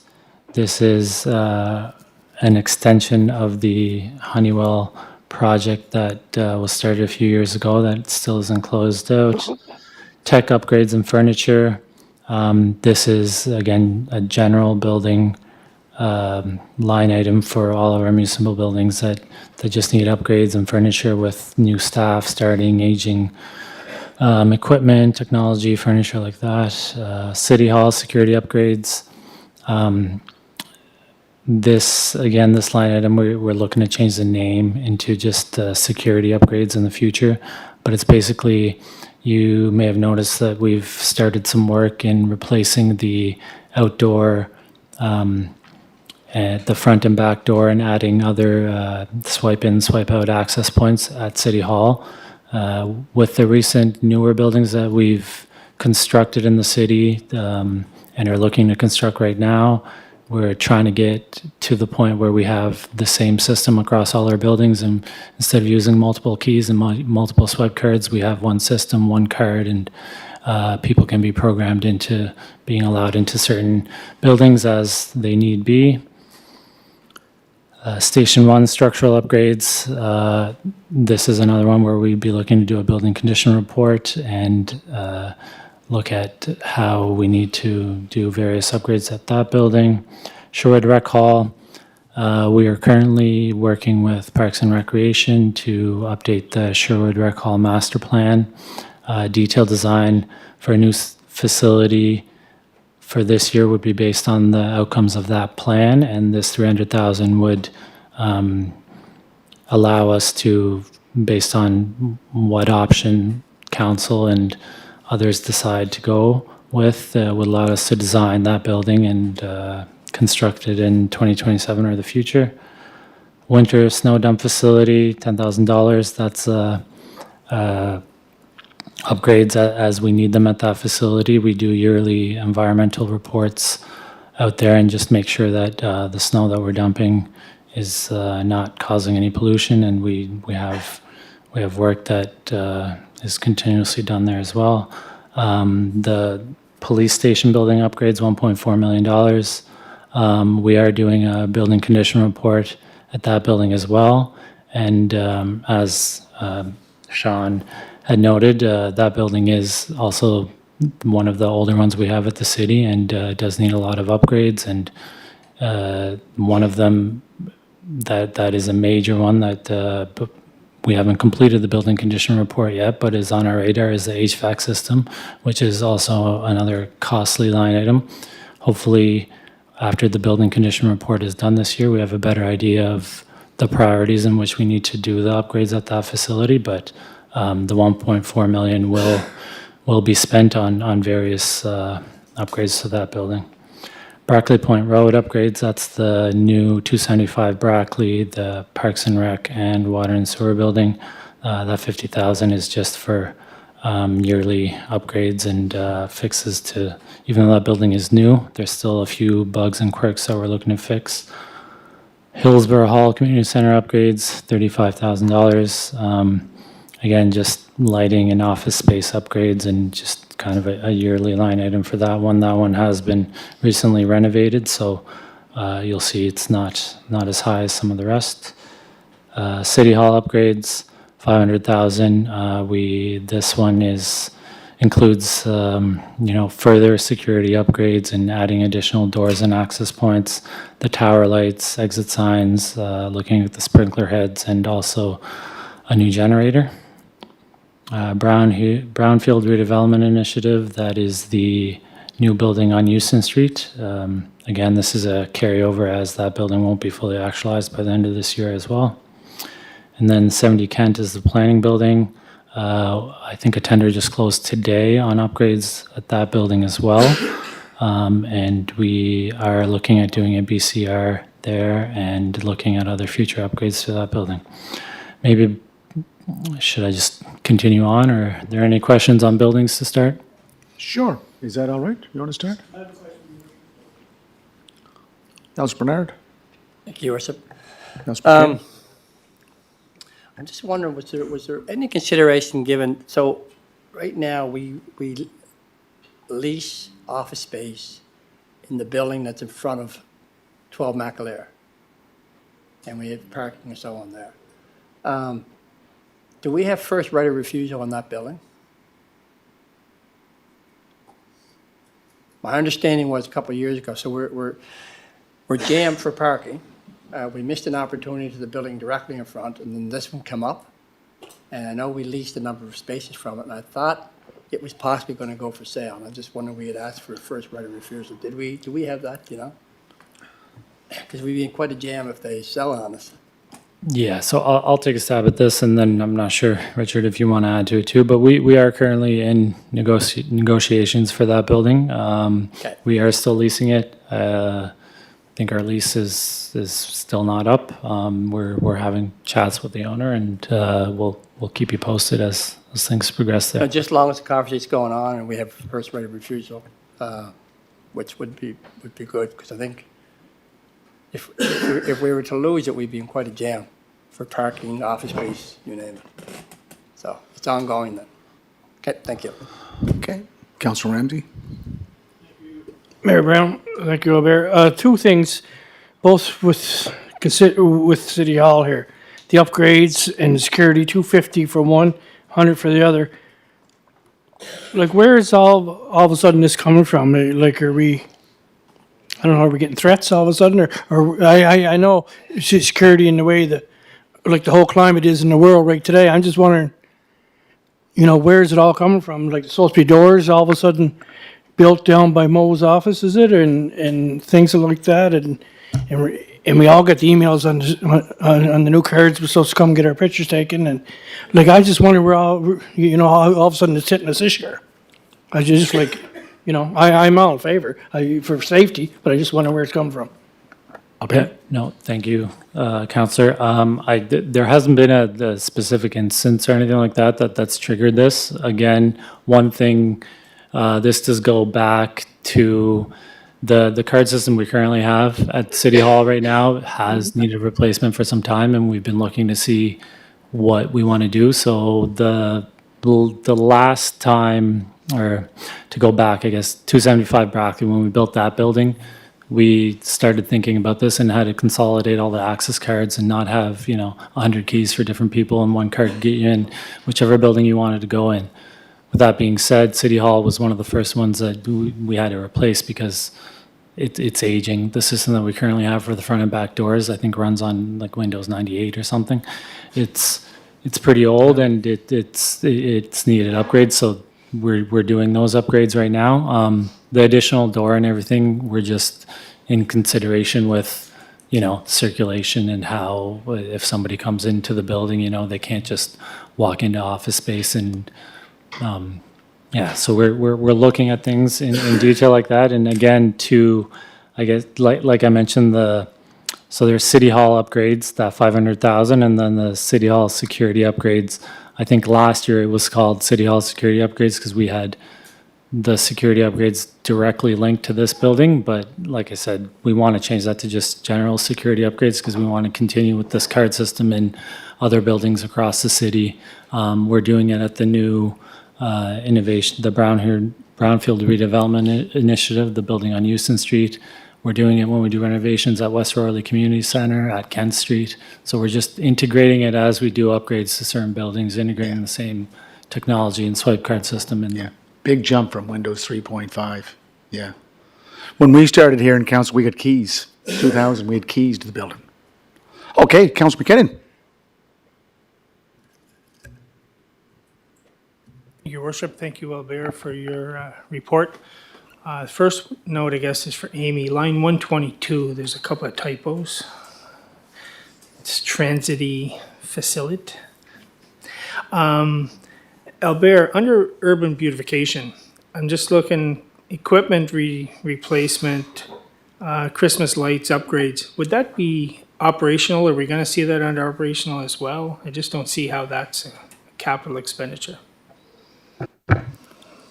Thank you, Councillor. So there is an operational Christmas budget as well. I guess the 30,000 for Christmas display is kind of, you'll see various equipment under capital and then equipment under operational. I guess it's one of those questions where there's some equipment that has a longer lifespan that we do replace, and then other yearly equipment that is, I guess, considered more operational that we change every year.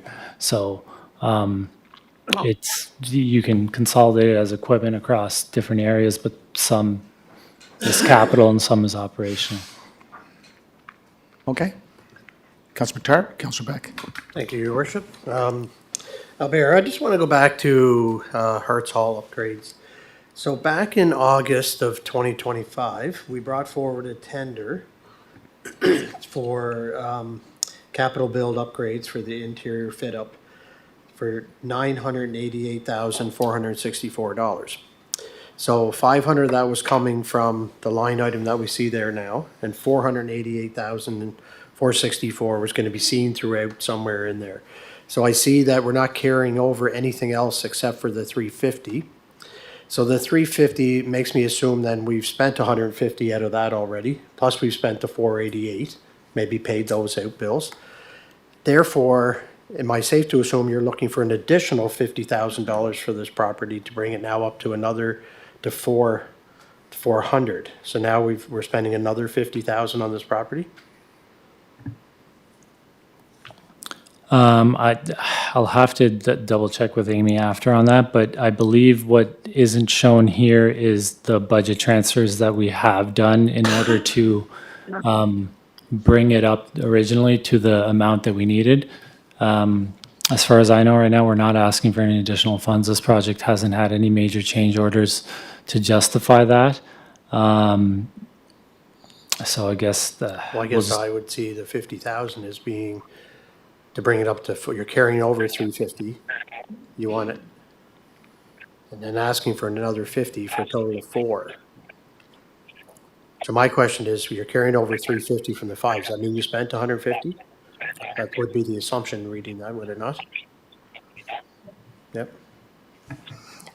Thank you, Councillor. We'll have to confirm that is correct on the spend, but that's what it looks like as of the report.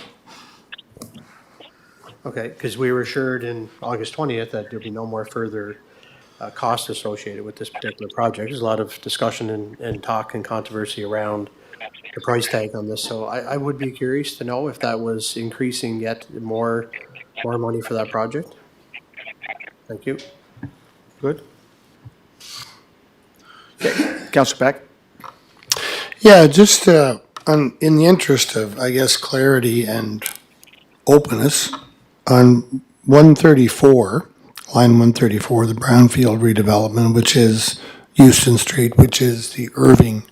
So I think we originally had that wording in there because of the confidentiality around the project, and we couldn't identify it. So I think maybe what we should do at 134 is clearly articulate that as Irving Station renovation, Irving Station, Houston Street, Irving, whatever. Where?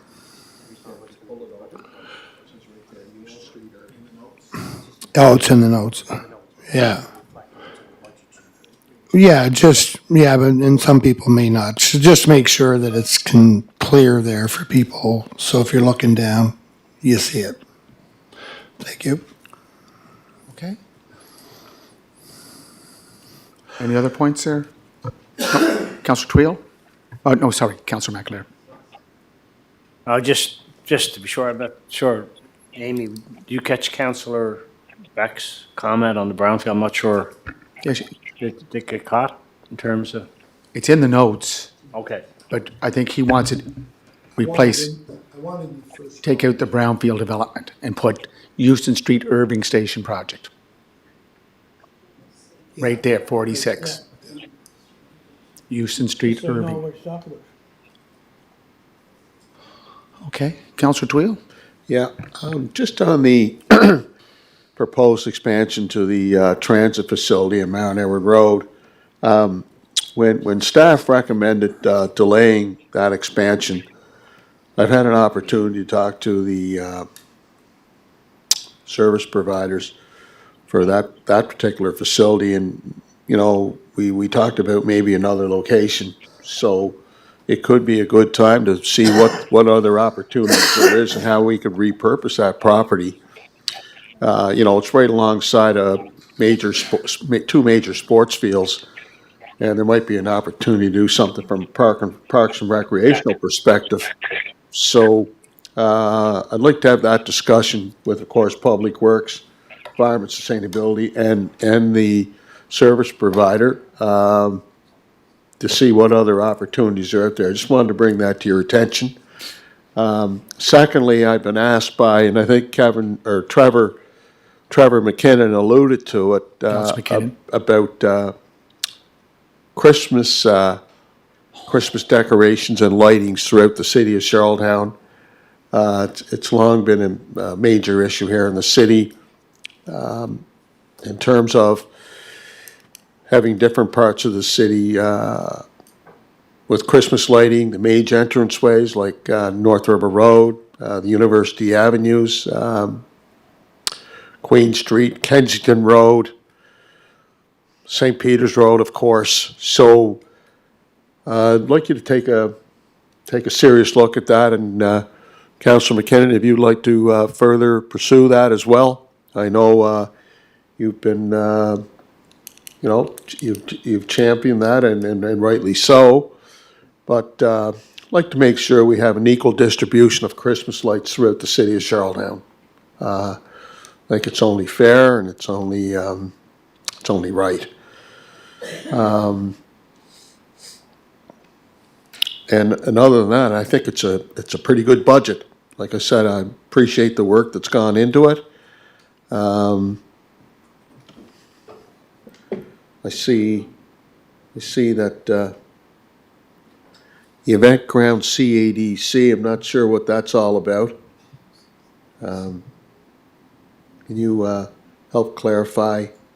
Is there any expenditures? Yeah, thanks, Councillor Twill. So I did just stop at the buildings if. Yeah, we're still at the buildings there, Councillor. Oh, I'm sorry. Yeah, Sorry. we're moving down. Okay. Councillor, just on, Amy, just the Sherwood Hall, can you bring that back up? So it's 500,000 this year, did we, yeah, I know. So did we spend anything from that? I'm just trying. Correct, So you put, and you're just carrying over the 300 for next year? correct. So Is that for upgrades, like a backup generator or something like that? Thank you, Mayor Brown. So, yeah, we had 500,000 budgeted last year. Yeah. Again, we've only spent less than 100,000. When, to do the master plan, again, in conjunction with Parks and Recreation, part of their budget on the Cody Banks Building Condition Report paid for that whole consultant. So we had a portion and they had a portion. So the remainder of that 500,000 was left over, and I think we may have even transferred some funds other places from that. For next year, all we need is 300,000, so we're only transferring over 300, and that 300 will be once the master plan for the Sherwood Rec Hall, Cody Banks area is complete, and we've finally gone through another round of public consultation, and then brought the full options to council in a presentation by our consultant, and decided on which way we're going to go with that area and that master plan. The 300,000 in my budget here for Sherwood Rec Hall would be for design and tendering of the new Sherwood Rec Hall facility, which would include, once we get to it, a backup generator. In the meantime, we are looking at a possible way, as has been asked previously, to provide backup power to the current building that's there. But again, we want to make sure that we don't spend too much money in adding a full-size generator to that area if we know that we're going to build a new building there in a year or two anyway. So we're trying to see what we can do to do that in the meantime, but also, plan to design and construct a new facility once we have the options laid out before us and council makes a decision on which way to go. And I think you have, or you've received the structural assessment of Cody Banks, both Public Works and Parks and Recreation, and we're looking at that too? That is correct. We've received the first draft of that, and we've had some meetings internally and with the consultant, and they're updating that. We currently have a tentative open house, the next one, for that building, where we'll present the refined options and talk about the building condition report, hopefully mid-April. And then after that, there'll be another revision round, and then finally a presentation to council. Okay. Councillor Duran? Oh, thank you, Mayor Brown. And Turn up your volume. Oh, just 1 second. Low vol. Go ahead.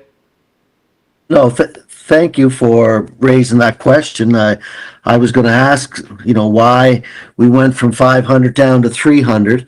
Because I was hoping when this report gets completed, then we could get into the design. But if Hébert feels that 300 is going to start a design, then I guess that's a fair amount to get going. I just didn't want to see it stalled, and when the numbers go down and there's no carryover, then I thought, well, why? But I guess he explained it to the best of his ability, and appreciate that. I just want to see this go ahead, so thank you. Thank you, sir. Okay. Do you want to continue there with, I think, traffic, and we just keep her going right till you finish them all, okay? Sounds good. Thank you, Mayor Brown. So moving on to traffic and pedestrian signals, pedestrian crossings, $100,000. This is investing in upgrades and implementing enhanced pedestrian crossings throughout the city. It'll see items such as the rapid rectangular flashing beacons, the RFBs, that we've purchased yearly for the last few years now, as well as other systems and installations to help our crosswalks and intersections. The next line item, the new traffic lights, I believe we had $1 million in the previous year. We're only asking for $250,000 this year. That $1 million was part of a budget transfer to new sidewalks. So we are lowering that item, that ask, from last year to this year, because we only need 250, and this is for hardware and traffic equipment for existing signalized intersections. Things like, new poles or cabinets and things like that. Signage upgrade, 75,000. Again, this is a yearly ask, maybe slightly increased this year just for yearly replacements of signage throughout the city. Traffic calming, 200,000. This is upgrades and implementing traffic calming measures throughout the city, such as devices like asphalt speed humps and cushions, curb extensions, signage, and looking at different engineering throughout key locations in the city. Traffic school zone safety, $50,000. This is upgrades to traffic calming devices and safety initiatives in school zones. See new things like digital speed display signs and install at entrances in school zones. Adaptive signals. This 50,000 is mostly aimed at software upgrades and smart intersection technologies throughout the city. And then traffic equipment, the 20,000 is more of an internal ask to replace traffic counting equipment and counters that our traffic team currently uses when we're doing traffic counts and internal work. Just keep moving on. Street lighting, 250,000. This Victoria Row street lanterns is just a carryover from last year. We didn't spend any money here, so again, this one's slightly new to me and was implemented before my time, but we didn't spend this money. This is to replace the street lighting on Vic Row. Looking further into it with our team, we've carried this forward, but are going to look to see what the best use of this funds is.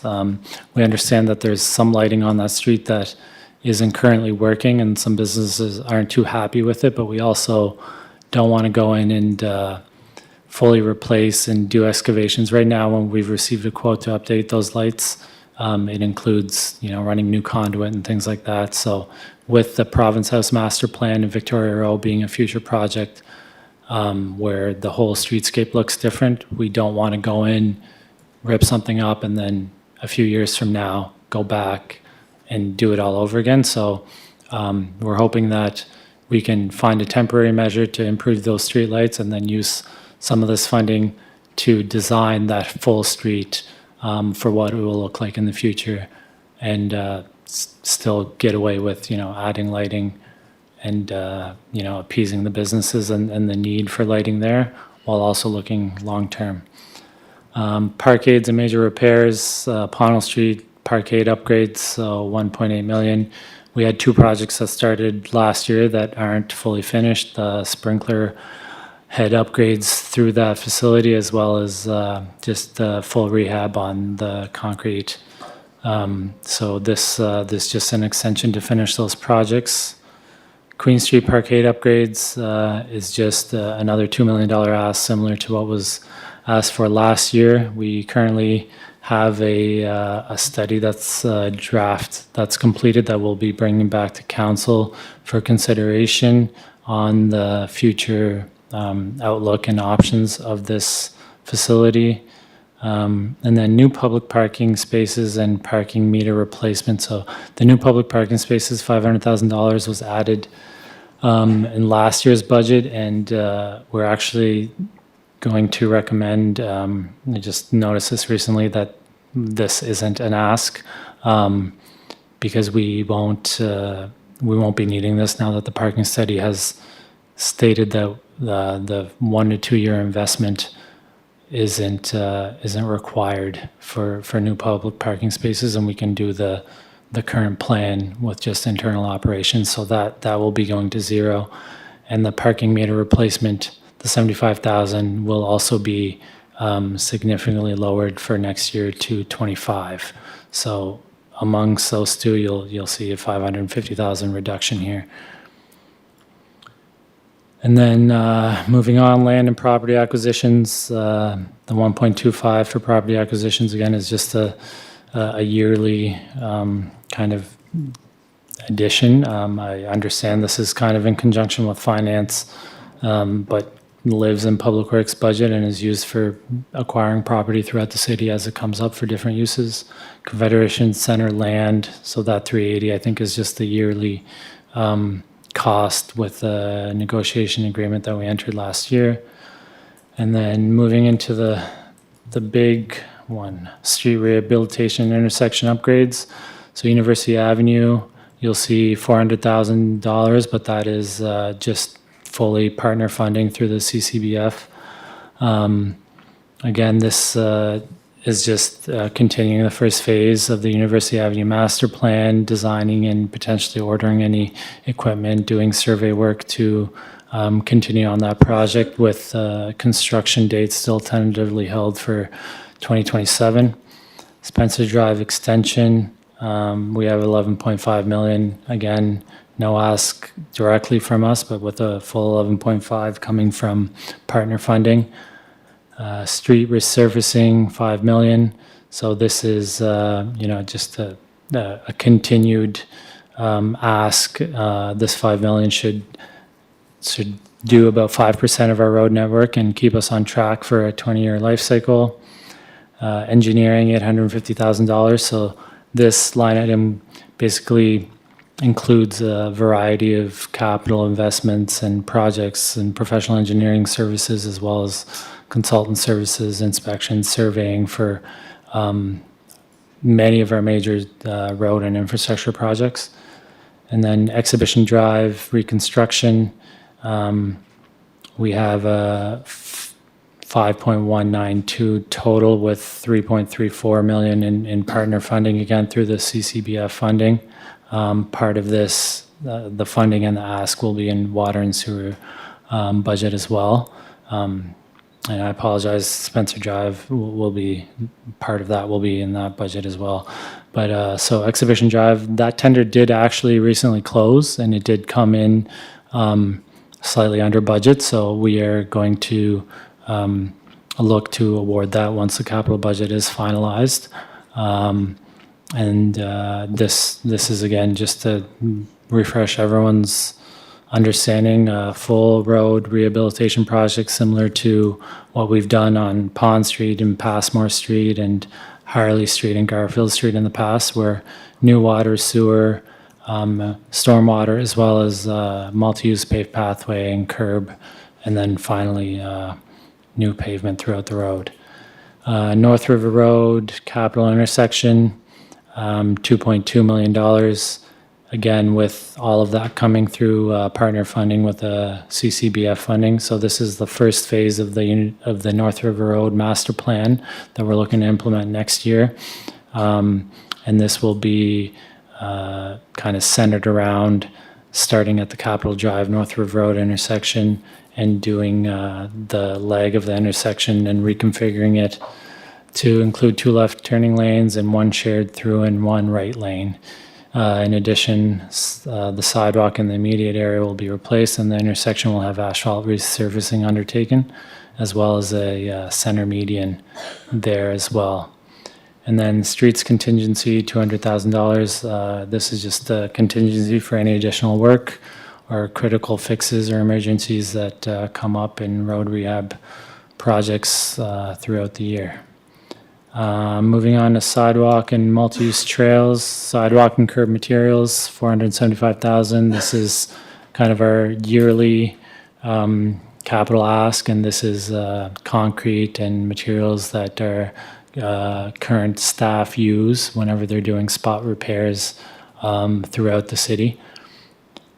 Sidewalk and curb equipment, again, $20,000. This is similar to the equipment ask capital throughout the project for other different areas, but this includes just, capital equipment upgrades for sidewalk equipment that needs to get replaced on an asset management life cycle.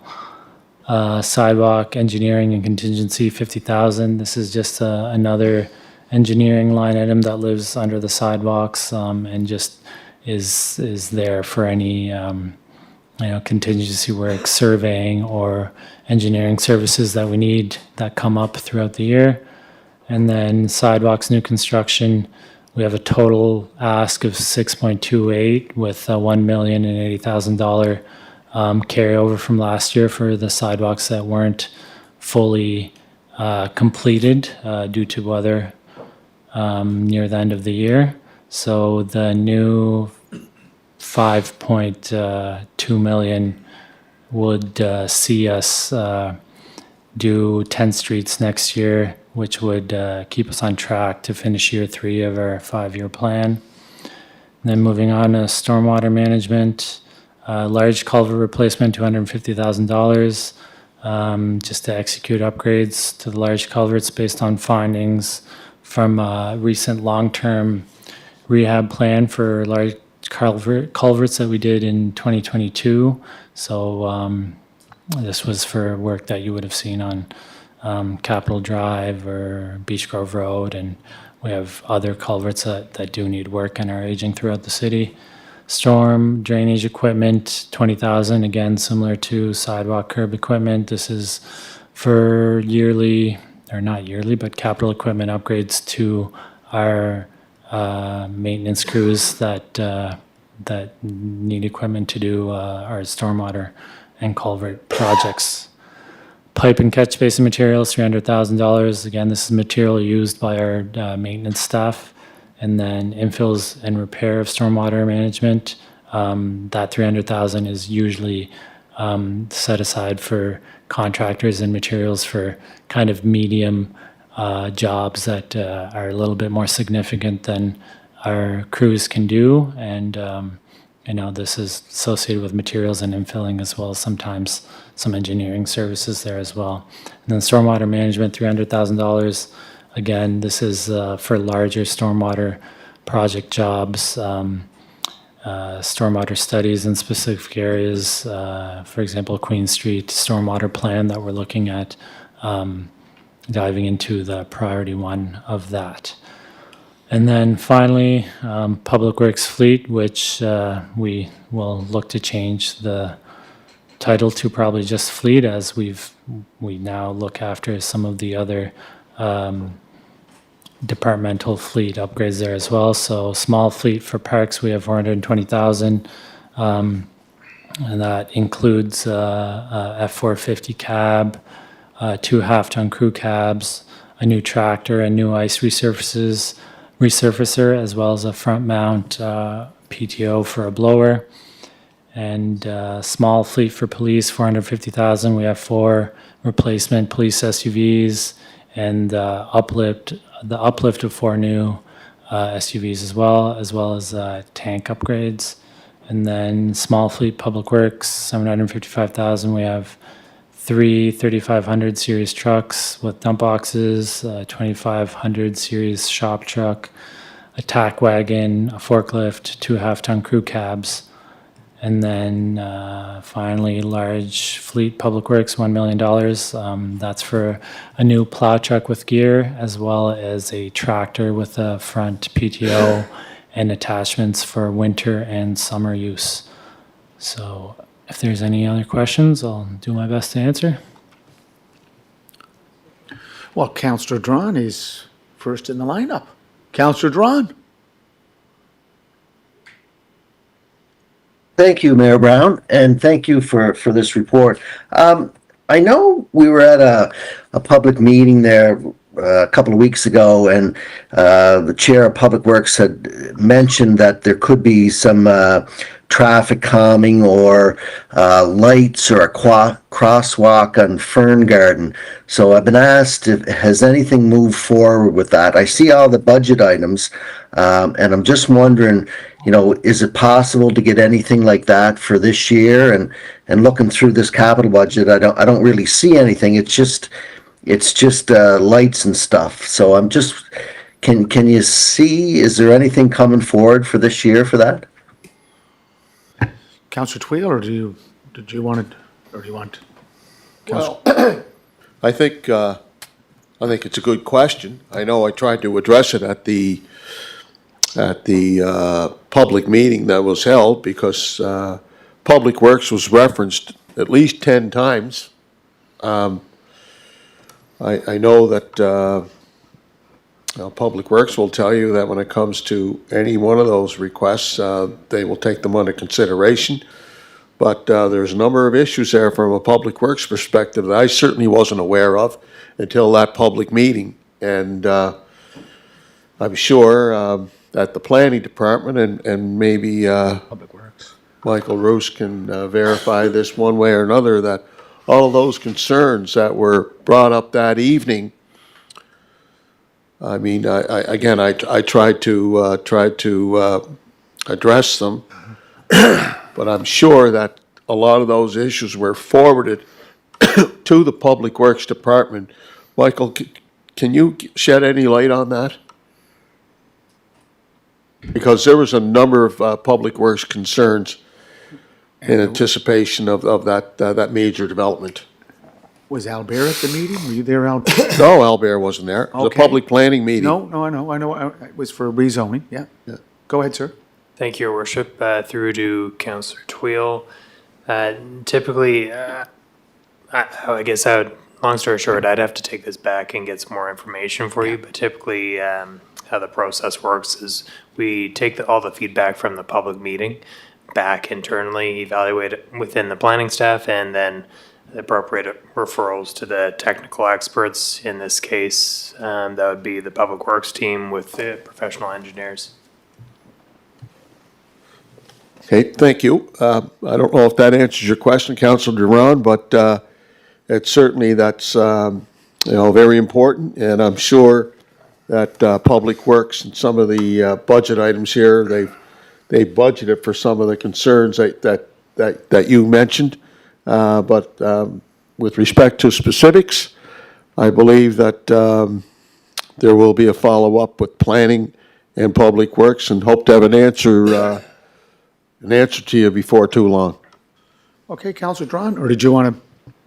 No, I appreciate that, and, thank you for looking into it. I just didn't see the line items here, where we're going. It's not specifically stated, so I just wanted to ask that question, but, I'm sure, if the Public Works Department's looking into it, that's just terrific. Thank you. And Councilor. there is a follow-up here from our manager, from Okay. Albert. Okay, thank you, sir. Thank you. Thank you to Councillor Ron through the chair and the mayor. So Councillor Ron, I guess to directly answer your question, under traffic and pedestrian signals, specifically the traffic calming $200,000, that is where that specific ask would come from. We haven't listed detailed locations here for all of these, as you see, even for the school zone safety or crossings or anything like that, because it is something that does change, and we can't necessarily split it up, and it's very hard to split up, the detailed costs for each location. But we know that we can use that $200,000 to do traffic calming throughout the city, and we've determined that based on our ongoing lists and work orders that come in. So we take all of these concerns into consideration and then weigh them based on other concerns and considerations that we have coming from all areas of the city. So we'll follow up with planning and our team to just make sure that we have the specific asks for that specific location, and we'll add it to the list to look into in more detail. And Thank you. Councilor Drawn, you may want to follow up with an email just as a next step. Great idea. Thank you. Councilor Beck. Yeah, thank you, Albert. The Spencer Drive, this year it has, is that 11, that project costs $11.5 million? Whole new road. From where it starts up to Mount Edward Road? You have to build up the grade. It's like building the bypass. It's a big project. It's because of there's a big swale in there or something? Topography. Have you walked it? Not lately. Well, just go bring it up. It's going to be quite a job. Okay, so it's a major project. Unless, Albert, you or Riley probably have more information, sorry. No, that's fine. I'm just clarifying. But on this year, we have 11 and a half fully covered through whatever fund that would come through, partner funding. In 27-28, we have 3.9 million. So does that mean we're on our own? And then another 500,000 in 28-29. So are we on, if I'm reading that correctly, are we looking at a $16 million project, of which we're responsible for about 4.4? Thank you, Councillor Beck. No, I think that is just a typo on the 5-year plan. So the 11.5 here, and then in conjunction with the part that's covered under water and sewer in their budget too, would cover the whole project. But again, it is just an estimate at this point. We haven't gone out to tender for the full project, but the 2027 and the other item that you mentioned in 28, the 3.9 and the 500,000, those should just be nil. Okay, thank you. One other thing, just going back to the North River Road, Phase 1. Let's see my notes here. So currently at that intersection, if you're going north, we have a left turning lane, we have a through lane, and a partial right turning lane, right? If I may, we've got one left turn lane that is exclusively left turn movements, one lane that is shared left turn and through, and one lane that's exclusively right hand turn. Okay, so under the new redesign, did I hear you correctly? We're going to have 2 exclusive left turns, 1 straight through only, and then 1 right lane, right turn only? And are they going to come back, like currently the right turn kind of starts about where the entrance to that gas station, the Queen's Arms Esso, as we'd call it. Is it coming back further, or is it just going to maintain kind of that same footprint? And basically, the only change would be the addition of a second dedicated left turning lane, and then the center lane being center lane only. Thanks, Council Beck. We're planning to implement 2 left turn lanes, as you mentioned, and then the third lane for northbound movements would be shared right turn and through. So it would still be just a 3-lane cross section as it is now.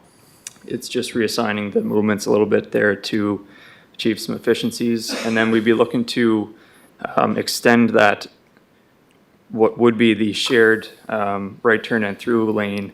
We'd be looking to extend that back to at least Thompson Drive, potentially a little further. So as you mentioned, it sort of currently begins right around the gas station. So we'd be looking to widen it back to the south, roughly back to Thompson, roughly 100 meters. So. Okay. So at the end, just to make sure I got this right then, so we'll end up with still 3 lanes, just kind of reimagined, rededicated effectively. And then the part of the reimagining would be they're a little bit wider, and am I correct in that assumption? And back a little bit further. That's correct, yeah. So, I mean, the lane widths would be generally the same as they are now. Certainly, we'd be looking to clean them up and kind of make them a little more seamless than they are right now. But yes, it wouldn't be really any widening of the street other than that short section from roughly the gas station back to Thompson. The footprint of the road would be remaining roughly the same, and we're just reassigning the lane uses. Okay, thank you. So Riley, just on that, so when someone is coming from Cornwall, turns south on North Road, will there be a median between coming in and going out with those 2? Is that what you're looking at? So we're looking at that. I don't know. We haven't quite confirmed what the design will look like. That's being considered in the modeling. We do know that some access control around that area may improve the efficiency of the operation, but no decision's quite been made on that yet. And yeah, as we kind of continue on with the design work, we'll keep everyone informed of where that goes. But it is being looked at as an addition to this project. Councillor Twill. Yes, and just on that, Riley, so a left-hand turn coming off of Capitol Drive on the North River Road will be prohibited. You won't be able to make that left-hand turn anymore, thus eliminating the traffic being backed up into Capitol Drive, creating a very dangerous situation, correct?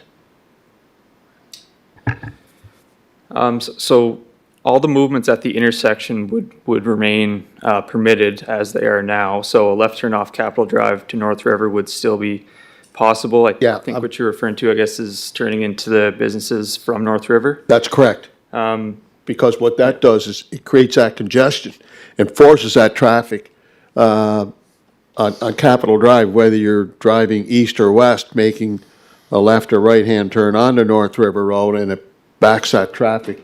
And that's a very dangerous situation. So I think we discussed that in one of our public meetings a few months ago, that was going to be eliminated this year, correct? As I mentioned, so we are looking at that, and we haven't nailed down what the design will look like, and whether that center median would be included. But yeah, so we'll commit to kind of bringing this back once we have more information and progress on the design, and see where that goes. But I can't say one way or the other right now, Councillor Twill, and I think Albert wants to. All right, thank you. Looking forward to further further progress. That's a very dangerous situation, as we're all aware. Event Ground CADC, what's all that about? Is that previous expenditures or new expenditures?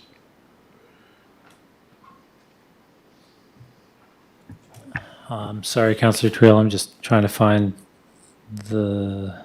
Can you find it there for them, Amy? Is it there? It's called the Charlottetown Event Grounds. Is that what it is, Councillor Twill? Yeah, what Yeah, numbers? Event Ground CADC, question mark. Oh, where is it at? Go right towards the end. What? It's in the notes section? It's in the notes section. Oh, okay. Yeah, total. Just go to the notes. Project there, what, 6,250,000? Yeah. What? Yeah. 58 property acquisitions. So- Okay, property acquisitions, the 1.25 and the 380,000, so the Confederation Center land. Is it 156? Okay, yeah. So 1.25 million for property acquisition. I'm not sure what that note is referring to, Councillor Twill, but like I mentioned, the 1.25 million for property acquisition goes towards purchasing land. So maybe that note, the Event Grounds CADC, is just to show that in the past, or I think recently when we purchased that land, the new Water Street for the Eastern Gateway project, that's Yes. probably where that funding came from. It would have come from property acquisitions. So I don't think that note specifically speaks to this line item since that resolution has gone through, but similar property acquisitions like that, this is where it would come from. So we're not taking on an additional expenditure of 6,250,000 for the event grounds or for anything to do with CADC. That, as far as I know, no, I think that's already been resolved through the recent resolution. This That was 1.2. 600,000. I'm looking at an expenditure here of 6,250,000. That's over 5 years. 5 years. Every year, we're going to put something in there to buy land. It's a 5-year plan. We are? I didn't know Well, about the 5-year no, plan. yeah, well, that's What is what- the 5-year plan? Right there. Right What? there in front of you. Yeah, okay, well, tell me what it is, okay? Okay. So I can become aware, Okay? okay? 6.2, 6 point, $6,250,000. We got a 5-year plan to acquire more land? Albert? Really? that? Councillor Twill, I think that's just Budgeted. each year. So 2027, 28, we have 1.5 million, and then 1.5 in 28, 29, 1.5 in 29, 30, 1.5 in 2030, 2031. So, and then 250,000, 26, 27 with $1 million, I'm assuming is carry forward. So it's just the accumulation of what we anticipate to spend under property acquisitions each year in the next 5 years. Again, like I've said, what I've seen, this is my first budget cycle under Public Works as a manager, but what I've seen in this line item is that we put this funding in here, but it doesn't necessarily get fully actualized every year. I've seen it carried forward fully. I've seen it carried forward partially based on, I don't think we have a necessarily a 5-year plan of land that we're looking to acquire each year. We just have noticed that this amount that we put in each year usually covers what we will buy, so. I can appreciate what you're saying, but it specifically states event ground, CADC. As the city of Charlottetown, is there some kind of negotiations going on or discussions going on that the city of Charlottetown is going to purchase the event grounds? No. No? Okay. No. Why is that in there? Because it's a forecast for the next 5 years. He's crystal balling to say, maybe we'll spend 1.5 million in 26, 27, 1.5 million in 27, 28, but that doesn't mean it will be spent. It's just, they're trying to project 5 years. Amy, you know what? Could you simplify it for all of us? Yeah, sure, absolutely, Chair, and to Councillor Twill. I think the issue that it comes from is that a lot of this information is pulled from our accounting system, which is tied to a certain project code, which could have been tied to, like Gabber said, when we acquired land for the whole Water Street reconstruction, that comment could have been tied to that account. So when we pulled over last year's information, it pulled over the comment as well. So it doesn't necessarily mean that the 5-year plan is tied to event ground CADC. That's just the information that was listed in the accounting system. So I apologize that that wasn't removed before, but like I said, it was just entered in as a general comment in the accounting system. Okay, thank you. Could you please clarify that and make sure that it's crystal clear that we're not looking to spend money for 5 years to buy the event grounds or anything to do with CADC, because that's confusing. You know, when you have that kind of expenditure and it lines up with event grounds, CADC. It's just a note. It's just a note. Well, okay, but I just want that. I mean, if I picked up on it, the residents are going to pick up on it. Thank you, Councillor. I've since removed the note, and I'm making notes on how we can improve the procedure Yeah. moving forward for next Okay. year's. I Yeah, appreciate so, that. And I'd like to know if there's any discussions and or any conversations going on regarding that, you know, so-called 5-year plan. Then the second thing is I want to come back, for the love of God. Another phone call. Got a lot of calls coming in. The road for Spencer Drive, am I correct? Is that $11.5 million? Is that the expenditure? That's just an estimate. That's just, okay, an estimate. So, again, I'm not privy to these discussions, but $11.5 million, is that what it's going to cost to extend the road on Spencer Drive to Mount Edward Road? $11.5 million? Thank you, Councillor Twill. Again, as the mayor noted, that it is just an estimate, and I just wanted, I guess, clarify the scope and extent of this project. There's the Spencer Drive extension part of the new road that goes from, you know, just east of or just west of the Confederation Trail across to Mount Edward Road. And then we are also looking at doing upgrades all the way over to Capitol Drive. And there's upgrades that need to be done in conjunction with this at the same time, including multi-use paved pathway, water and sewer infrastructure, stormwater infrastructure, intersection upgrades and new streetlights. So it is a very large project. And if you're just thinking that it is just that specific portion, it is extended even wider. And even through that portion, like the mayor noted, there's significant grade issues. There's brand new infrastructure that needs to that needs to occur, and we have, a complicated water and sewer system that ties into different locations through there. So it is a complex project. 11.5 is the public works portion. Like I've said again, and we haven't gotten to water and sewer, there is even additional funding covered through them there as well. But to note, the full ask for us is going to be covered by partner funding, which I believe we're still waiting to hear on. Councillor Twill, another clarification? Go ahead. Well, the city put in did we not, SHIF, Canadian Housing Infrastructure Fund. We put an application in with it. right, 2 or 3 years ago, I think you might have been here, Albert, did we not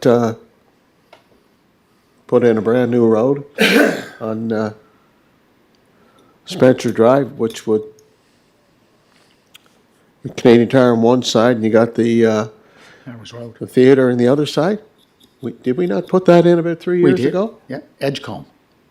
It's called. Pardon me? It's called Edgecombe Drive. That's the name of it. That links Spencer with Towers Road. Yeah. Whatever it's called. Did Yeah, we not that's what put it's that in? So why would we have to spend more money there? What? Thank you, Councillor Friel. I think the road you're referring to is perpendicular to the street we're looking at doing. So the road that we put in went through the parking lot adjacent to the movie theater No, that's there? no. I'm talking parallel to Canadian Tire. We put in a brand-new road there 3 years ago. 3 or 4 years ago. Yes. It wasn't that long ago that road went in. Yeah, no, it's the road between, no, it's not. It runs north-south. It runs from Spencer to Towers. And it's called Edgecombe Crescent. Well, whatever it's called. Is that what you're talking about? That 11.5 expenditure includes doing more upgrades to that brand-new road that was put in about 3 years No. ago? That road, the road you're speaking of isn't new. I'm pretty sure that road existed. We did the north-south, the one that's, if you're heading, it's perpendicular to Mount Edward and University Avenue if you're Yes. heading north and south. That is the one that we put in that connected the current Spencer Drive that turns into Capitol Drive.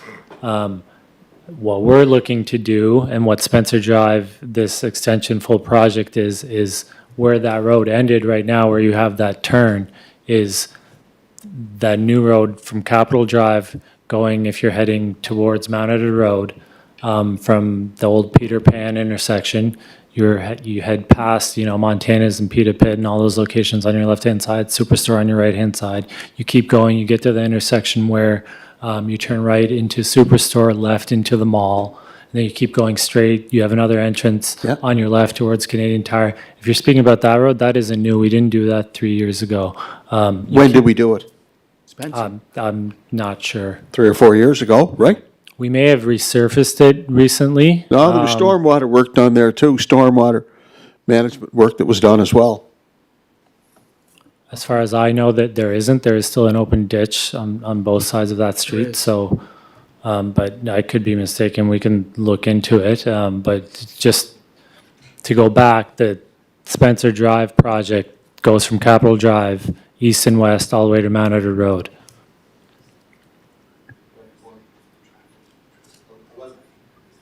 $11.5 million. That's just an initial figure. Could be more. Oh, yeah.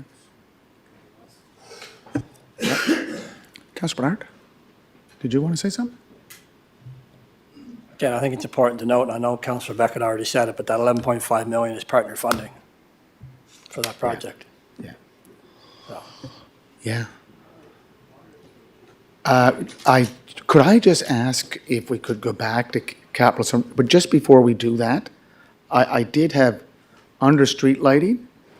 Councillor Twill did ask about this before, and it's under the heritage lights. I thought Councillor Twill through Public Works, were you not looking for something in Upper Prince? I did. Go ahead. I did discuss that earlier with our manager.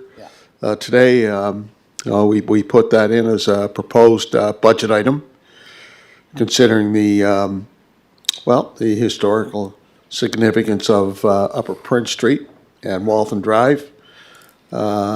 Residents have, for a number of years, had made that request, and I wanted to bring it forward once again. Pierre, would you like to give a response to that inquiry? Yeah, thank you, Councillor Twill. As I recall, when that inquiry did come in at the Public Works Committee meeting, it was after we had put in our initial budget, so it wasn't considered as part of this budget, and we can't put in a line item for it because we would need to do extensive engineering services and look at which streets would warrant this. Again, when it came to council, as I recall, there were other people that weren't fully supportive of that. So we would have to look and see where we put these heritage lights and how much it would cost and the other infrastructure upgrades that could happen along the same streets. So again, right now, there isn't a specific line item for it, but we've taken under consideration to look at where we can extend heritage old-fashioned street lights on these areas and then other areas as well. So it isn't specifically addressed in any one of these line items, and it isn't something that we could see constructed in this upcoming year, but it's something that our team will look at and prepare and weigh with the other requests and lighting requests that we have throughout the city and see where it lies and come back to council with a cost estimate to do full engineering design services, and then after that, construction and installation, but it wouldn't be something that we can see getting done this year with, given the timing of the request when we received it and the amount of work that we currently have on our radar and the amount of work that will need to be done to address the ask. Councillor Beck? Yeah, and I would agree with that, Albert.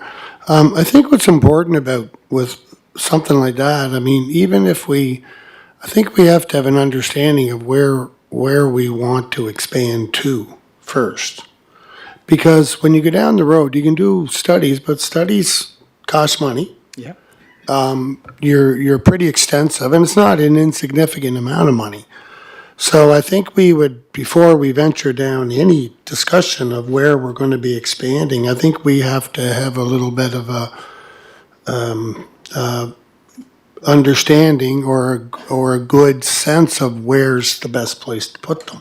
And so even before we entertain any kind of cost estimates or anything like that, I think first of all, we have to figure out where's the best place to go forward. So I'd like that to be part of our go forward is that we have that discussion first, and then we can get into the peculiarities, the details, and figure out where to best allocate, a significant amount of money like that. Yep.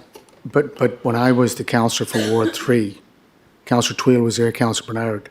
Council made a decision to take Brighton Road, which is an historic road. They wanted to go to the lights back to Terry Fox, but we couldn't get any rights to use the old Prince Edward Island Hospital. So that was taken because of its historic significance. Councillor Twill's been saying the same thing, right? Councillor Twill, go ahead. Councillor Beck, in terms of whether we do any studies or any engineering work and whatnot, I would argue, I would put Upper Prince Street and Walton Drive against any other neighborhood in this city in terms of the historical significance. There is no other neighborhood. When you consider the history of Prince Street School, the people that lived on this street, I mentioned the Wanacott family, over 100 years. So I see that as a pretty reasonable request. The residents have requested this for a number of years. I wanted to bring it forward again. We have a lot of these lights south of Houston, and a lot of people are saying, why don't we have the same amenities? So I don't see the hesitation at all in looking at that, and because nobody here in this chamber can dispute just how important the history and the heritage is of Upper Prince Street and Walton Drive. I put the history of those two streets against any streets in this city, any streets. Can't put it against Old King Square, I'll tell you that. Because it packed 1842. Go ahead, sir. Yeah, and thank you for your opinion, Council Councillor Twill, but it's an opinion. One of 10. And I guess. It's not just. No, hold on. He didn't I'm finish. not done. Let him finish. I'm not done. But I'm not debating whether it merits installation. What I'm stating is, let's have a broader discussion. And I was not referring to your comment, Your Worship. I was not referring to anything down around Brighton Road or Terry Fox Drive. I was. I'm not. I was. But I want to clarify, I'm not. So I don't want this to be made like this is about doing something down around there, because it's not. What's important is for us to understand, where do we want to invest significant dollars? And we have to have that discussion as a group. And it's not to be debated here tonight. No. And it's not to be elaborated on tonight, but, we can all ask for whatever for particular areas, but we have to come up with a consensus as to where's the most appropriate place to spend it. But we arrive at that decision based on all of us with adequate input and adequate time to think about where's the most appropriate time and place to make a significant investment like that. Thanks. Okay, Councillor Twill, can we bring it back to the committee? Just conclude with that. Let's, Just want to counter Councillor Beck. Yeah. It's not my opinion, sir. It's the position of the residents Yeah.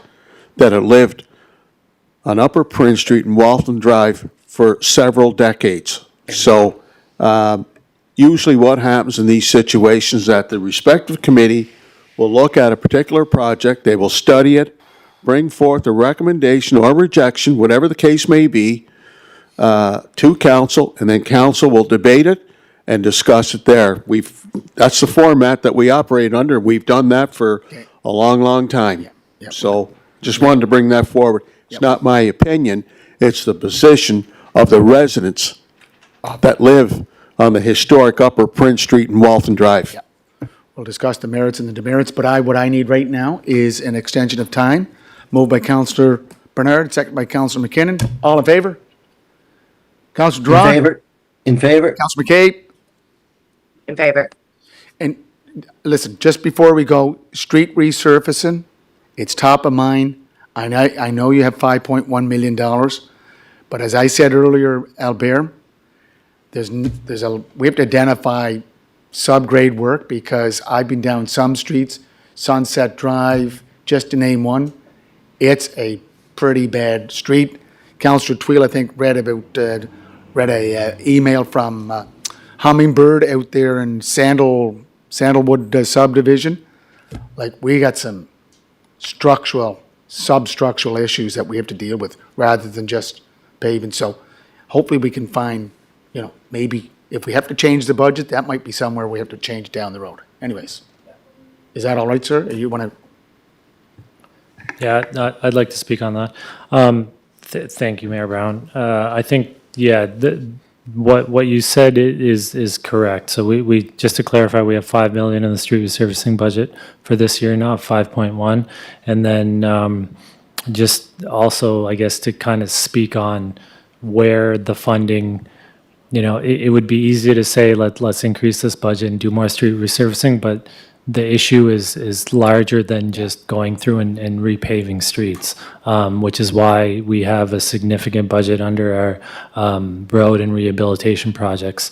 The streets that we've done full road rehabs on and upgraded the base and added curb and gutter and, fixed the water, the sewer, the stormwater in, those streets are behaving a lot better than the ones that don't have that infrastructure. So while it isn't a short-term fix, that long-term investment and planning is the better way to go to fix these streets. Because when we do that, if you go down and look at the streets that we have done that on, Pond or Passmore or Garfield or Harley, those streets aren't having the issues that you see everywhere else. On top of that, we have aging infrastructure throughout the city, throughout the country, that needs to be replaced. So that is where we're looking and planning to spend our money as a department in conjunction with water and sewer as well. And that's where we're looking to invest so that we have these streets hold up for a longer period of time. Okay. So just, if you could just go to the capital summary budget, please. The reason I have to go there, because we have representatives from Cary and Eastlink that have been waiting to come into this meeting. Is that? Yeah, they're going to be here to address any questions that we may have. They're online. CEO of Eastlink and also General Manager, CEO of Cary. Are you there, John? John, are you there? Is he there? I just have phone numbers, so I'm not sure. What do you want to do, CAO? There was someone that did unmute their phone.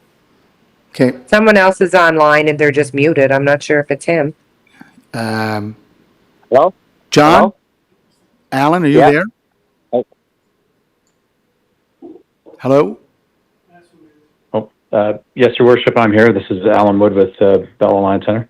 Okay, and is, John, are you there? Okay, could we just go with Cary's budget first? Is that all right? And we'll try to get a hold of John. He is there.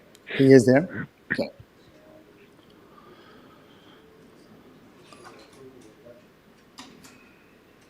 Okay, so we're going to go. Thank you, Albert. Thank you, Riley. Thank you very much. Okay, Alan, do you want to get going? Do you want to start your, or do you just want? Yes, please. Yes, please, Your Worship. I can get started here. So we'll get Amy just to start with what's in the budget document, and then you can take it from there if there are any questions. Correct? For sure. Yes. Okay. Thank you, Your Worship. So for the Bell Alliant or Cary Center, the ask for this year is 1.352,200, offset by $497,133. The list of items that includes, which is emergency repairs, which is an annual allocation of $60,000. Compressor maintenance for Arena A for $60,000. Refrigeration and dehumidification systems replacement, $149,000. Arena A needs dashboards and glass for $393,000. Arena A needs seating replacement for $315,000. There's a heat pump replacement, which is a total of 5 units for $120,000. Merchandise desk, millwork for the desk is $75,000. A hoist to the penthouse is $50,000. Expansion joint replacement in concourse is $45,000. Overhead doors for rink A and B is $45,000. Exhaust fans are $20,000. Water pumps for the filter room are $20,000.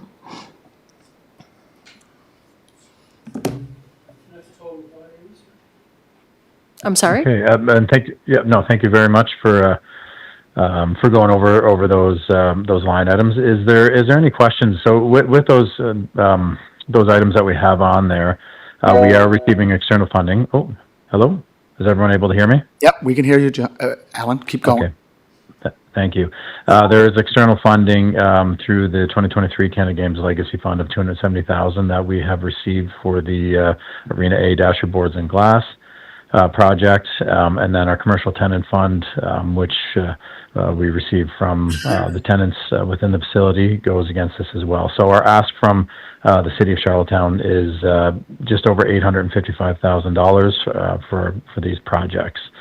In regards to the refrigeration and dehumidification system, that project alone, which we've discussed for the past few years, has a budget line item of $10.5 million.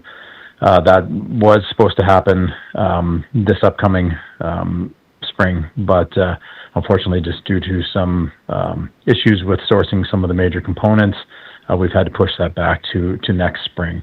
So really what we're looking at here is this is just kind of a holding amount, a line of credit interest, because we have started purchasing items and preparing, and we do have contract work with engineers and so on that has happened.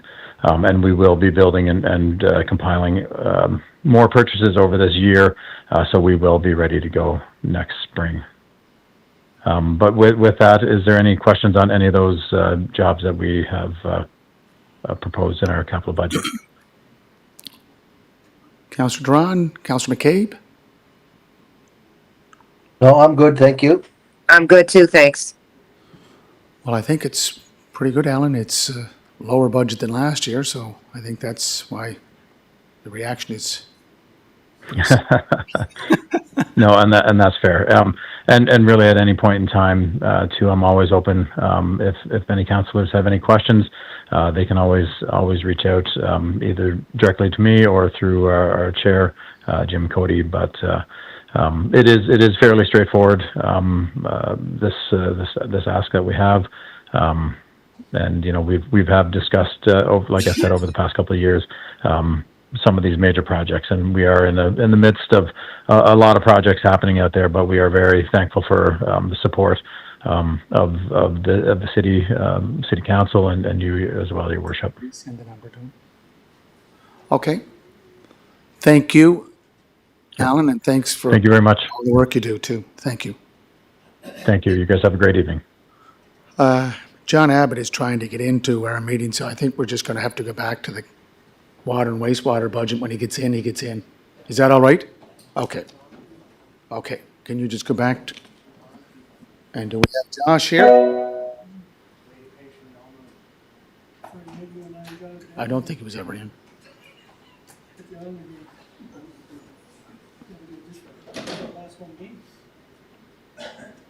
Okay, Josh? Do you want to start, Josh, or do you want Amy? What's your preference? Just to go through them all? Certainly, I can Thank you. start Thank you, and John. go through line by line, and then we can entertain questions at the end. So our first line item here is Miltonville was a Wellfield Reservoir, pardon me, and we do have a ask here of 135,000. So that is for holdbacks for that project, as well as one of the audits there that we're looking to conduct. So that is for that line item. We do have Mount Edward Road Booster. So this is a project that has been completed this year. The amount we see there, the request 200,000 is for a holdback. And then there's a little bit of an invoice we're waiting on, so I'm anticipating that'll be carried over as well. So that's included in that 200,000. The Eastern Gateway Water and Sewer, we do have a carryover amount we're looking for 35,000. That is a holdback as well. Same with Seaview Construction, we're looking for 124,000 as well as the holdback.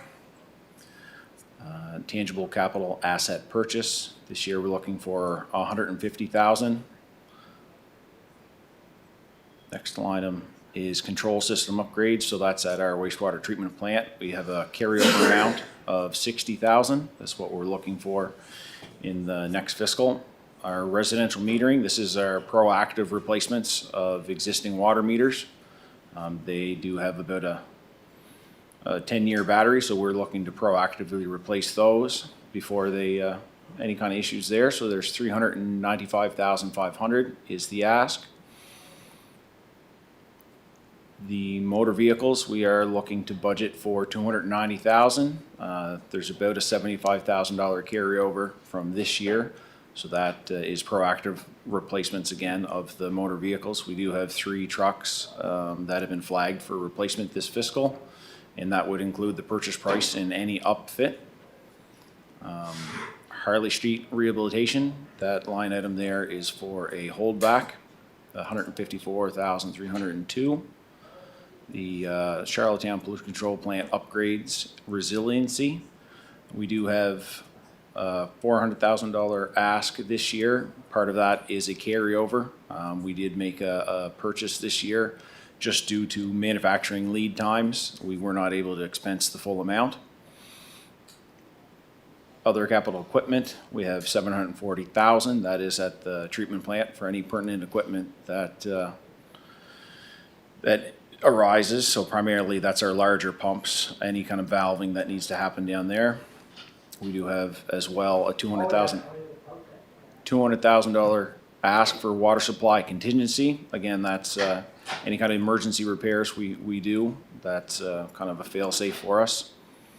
We do have $30,000 carryover from this year for University Avenue reconstruction. Primarily that is for our engineering and kind of groundwork that we'll put forward with Public Works on that project.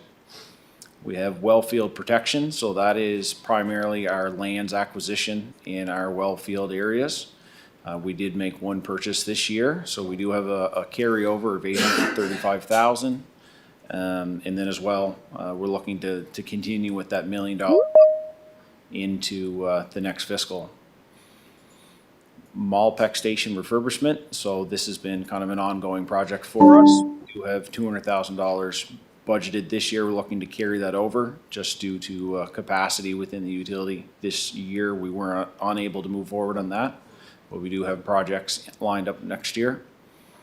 We do have capital planning and engineering. This year the ask is for $250,000, so that's for forward-looking plans for the utility, both water and sewer. We have water distribution upgrades. We're looking to budget for $700,000.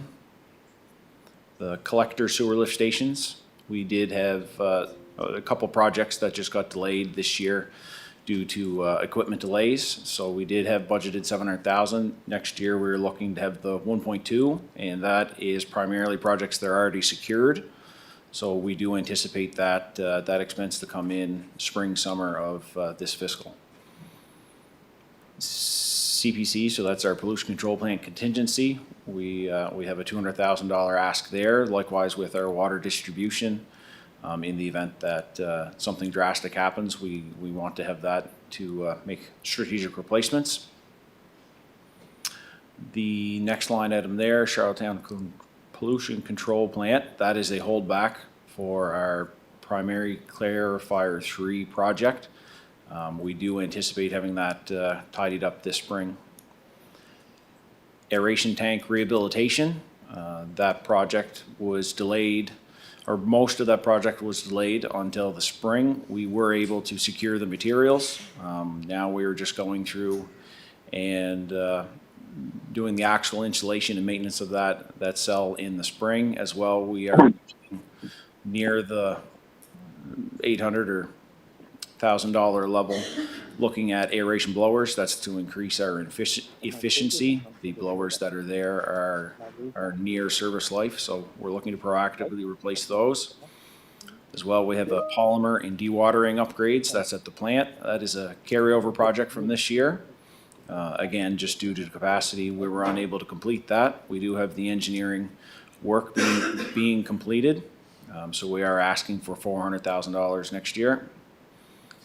The Water Street reconstruction, this is just in the event that that we're able to move forward on that project. I do believe it's going to be moved into a further out fiscal, but we do want to budget $200,000 in the event we need to get engineering and any kind of preliminary works done. And then Exhibition Drive reconstruction. So we are budgeting for $2.3 million, but we do anticipate partner funding to facilitate the entire ask there. So the net ask should be zero there, but we do budget it there and show our partner funding. That is one of the projects that we are coordinating with Public Works on. So that is explicitly or exclusively the water and sewer component of that. So at a very high and quick level, that is what the capital ask for the utility is, and we're open to questions. Josh, thank you very much. Always very detailed in the information, so I'm going to just turn it over to Councillor Ramsey and then Councillor McAleer. Thank you very much. Josh, when you started out, you said, like, I don't know if it's getting late in the night or not, but when you say hold back, what's that mean? Is that there's bills still out there, or are we holding back money, or what's that? I'm sort of refreshed my memory, because it just went foggy there for a minute when you kept saying hold back. Absolutely. So through the chair and the mayor to Councillor, the holdback would be money, typically your 15% that is held in the event that there's any deficiencies. So it's more or less to keep the contractor's feet to the fire. That way we get the project completed to our satisfaction. And then once that happens, there's a waiting period there, and then it's released back to the contractor. So that's what we're doing. There's some deficiencies in some projects, then we're just waiting to complete. Councillor McAleer? Yeah, just to clarify, so Spencer Drive, in Public Works, we saw 11.5 million Spencer Drive, and then in Sewer and Water here, we got 2.5 million Spencer Drive, 14 million Spencer Drive, basically all subject to partner funding or whatever we call it, correct? Absolutely, that is correct. So we do have applications in for our partner funding, and it is subject to further estimates, and eventually, if the project is a go-ahead, then to what contractors come back and put a bid on.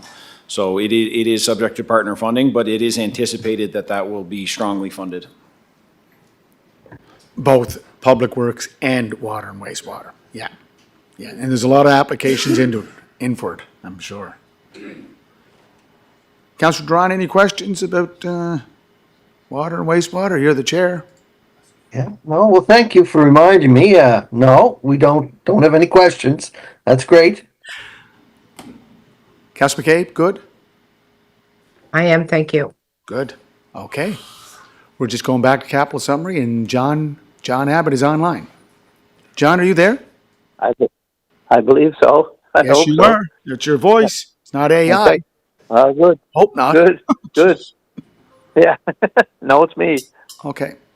So Amy's just going to introduce it, and then you can follow up by asking for any questions or any more information that you can add to the presentation. Okay. Thank you, Mr. Mayor. Thank you. So for the Eastlink Center, we're asking for 1.145 million this year versus a 3 million budget for fiscal 25-26. The 1.145 ask is made up of 500,000 for a concert rigging grid, 160,000 for staging and crowd control barricades, 35,000 for box office renovation, 225,000 for tables and chairs, 150,000 for a Zamboni machine, and 75,000 for compressor room upgrades. John, any additional information or?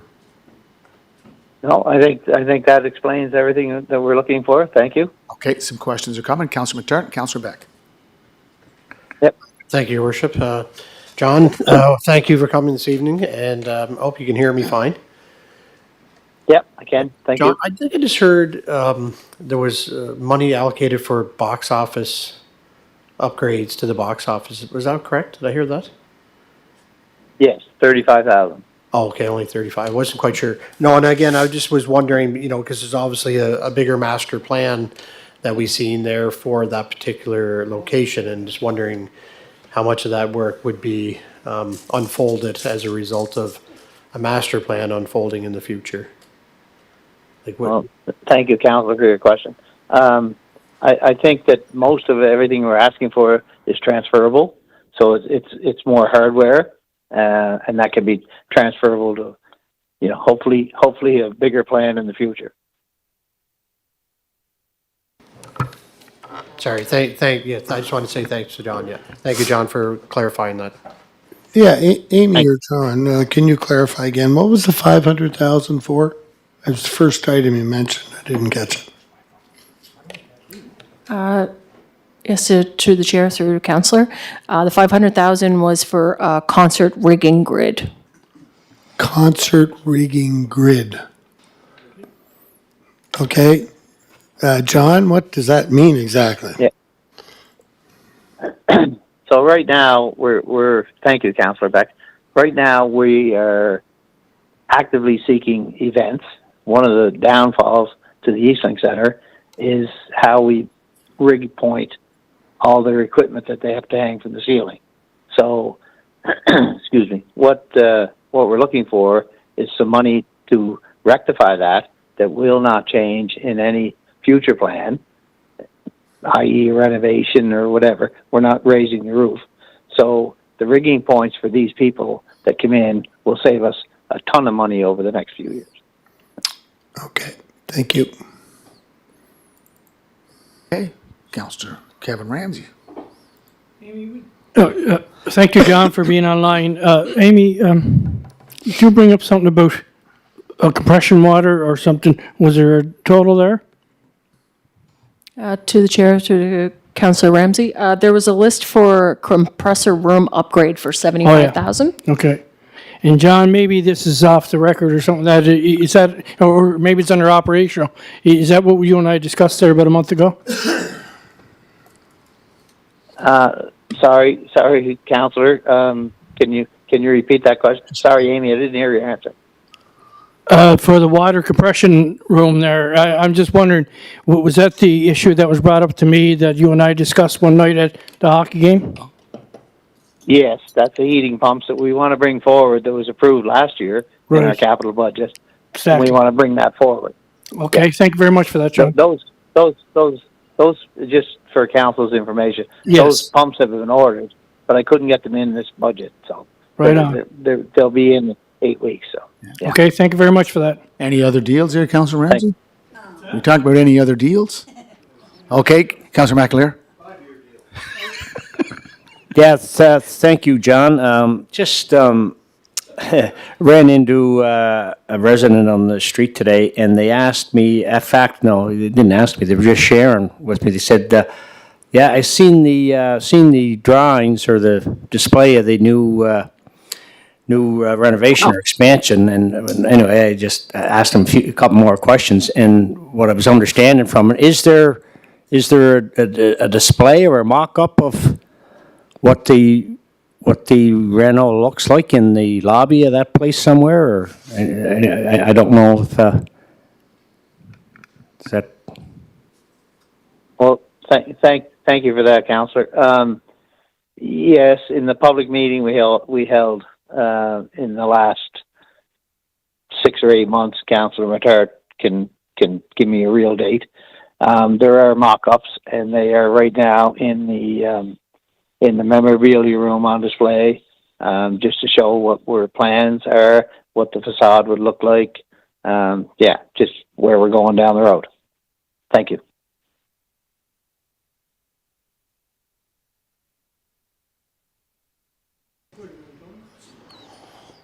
Is that good, Councillor McAleer?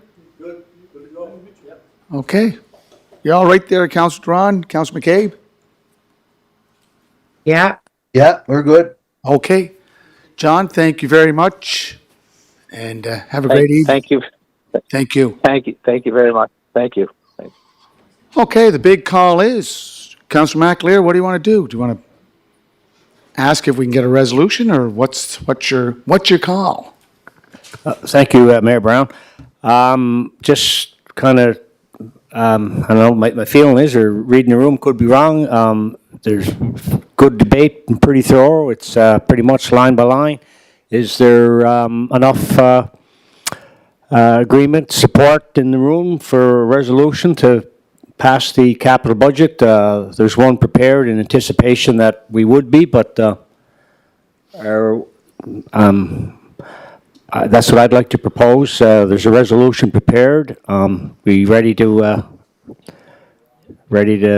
hear the resolution? Okay. Councillor Beck? I'd prefer to wait till tomorrow, take a little bit of time to think about it, but I'm one of 10 voices. Okay. Councillor Terry Bernard? I'm good to go with it. Good. Councillor Twill? I'm good to go. I mean, I think,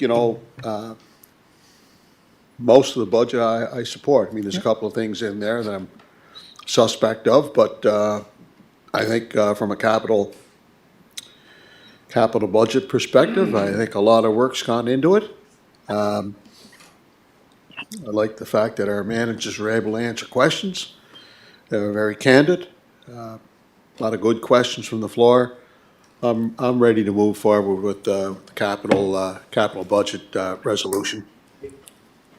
Counselor Drong and McCabe, are they? But I have Councilor McCabe. Hi, thank you. You know what I want to say too, I think the budget was presented really well tonight. The managers did a great job.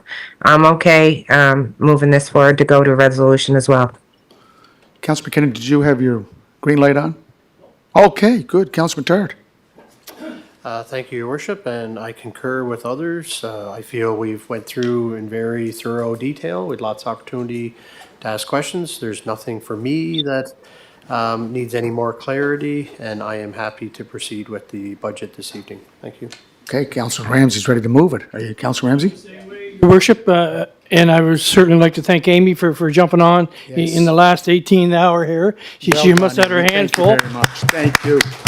Great job.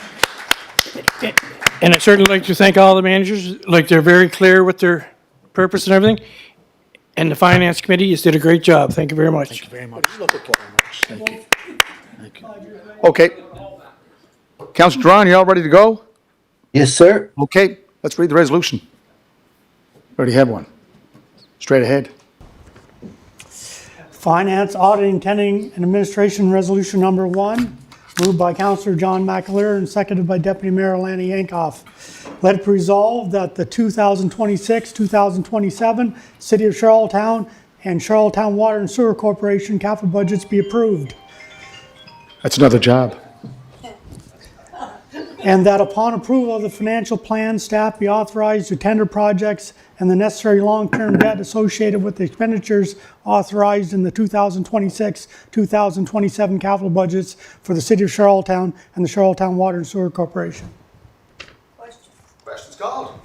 Chief, questions called. All in favor? Councilor McCabe, I'm in favor. Councilor Drawn, In favor? all against. 9-1. Okay, Council. No, just the process. Okay, Councilor Beck, opposed. But I do also want to thank you very much, Amy, Isaac. Thank you from the team upstairs, downstairs, wherever you are, at McAleer Drive, and to the CAO. Motion to adjourn? Motion to adjourn. Let's go.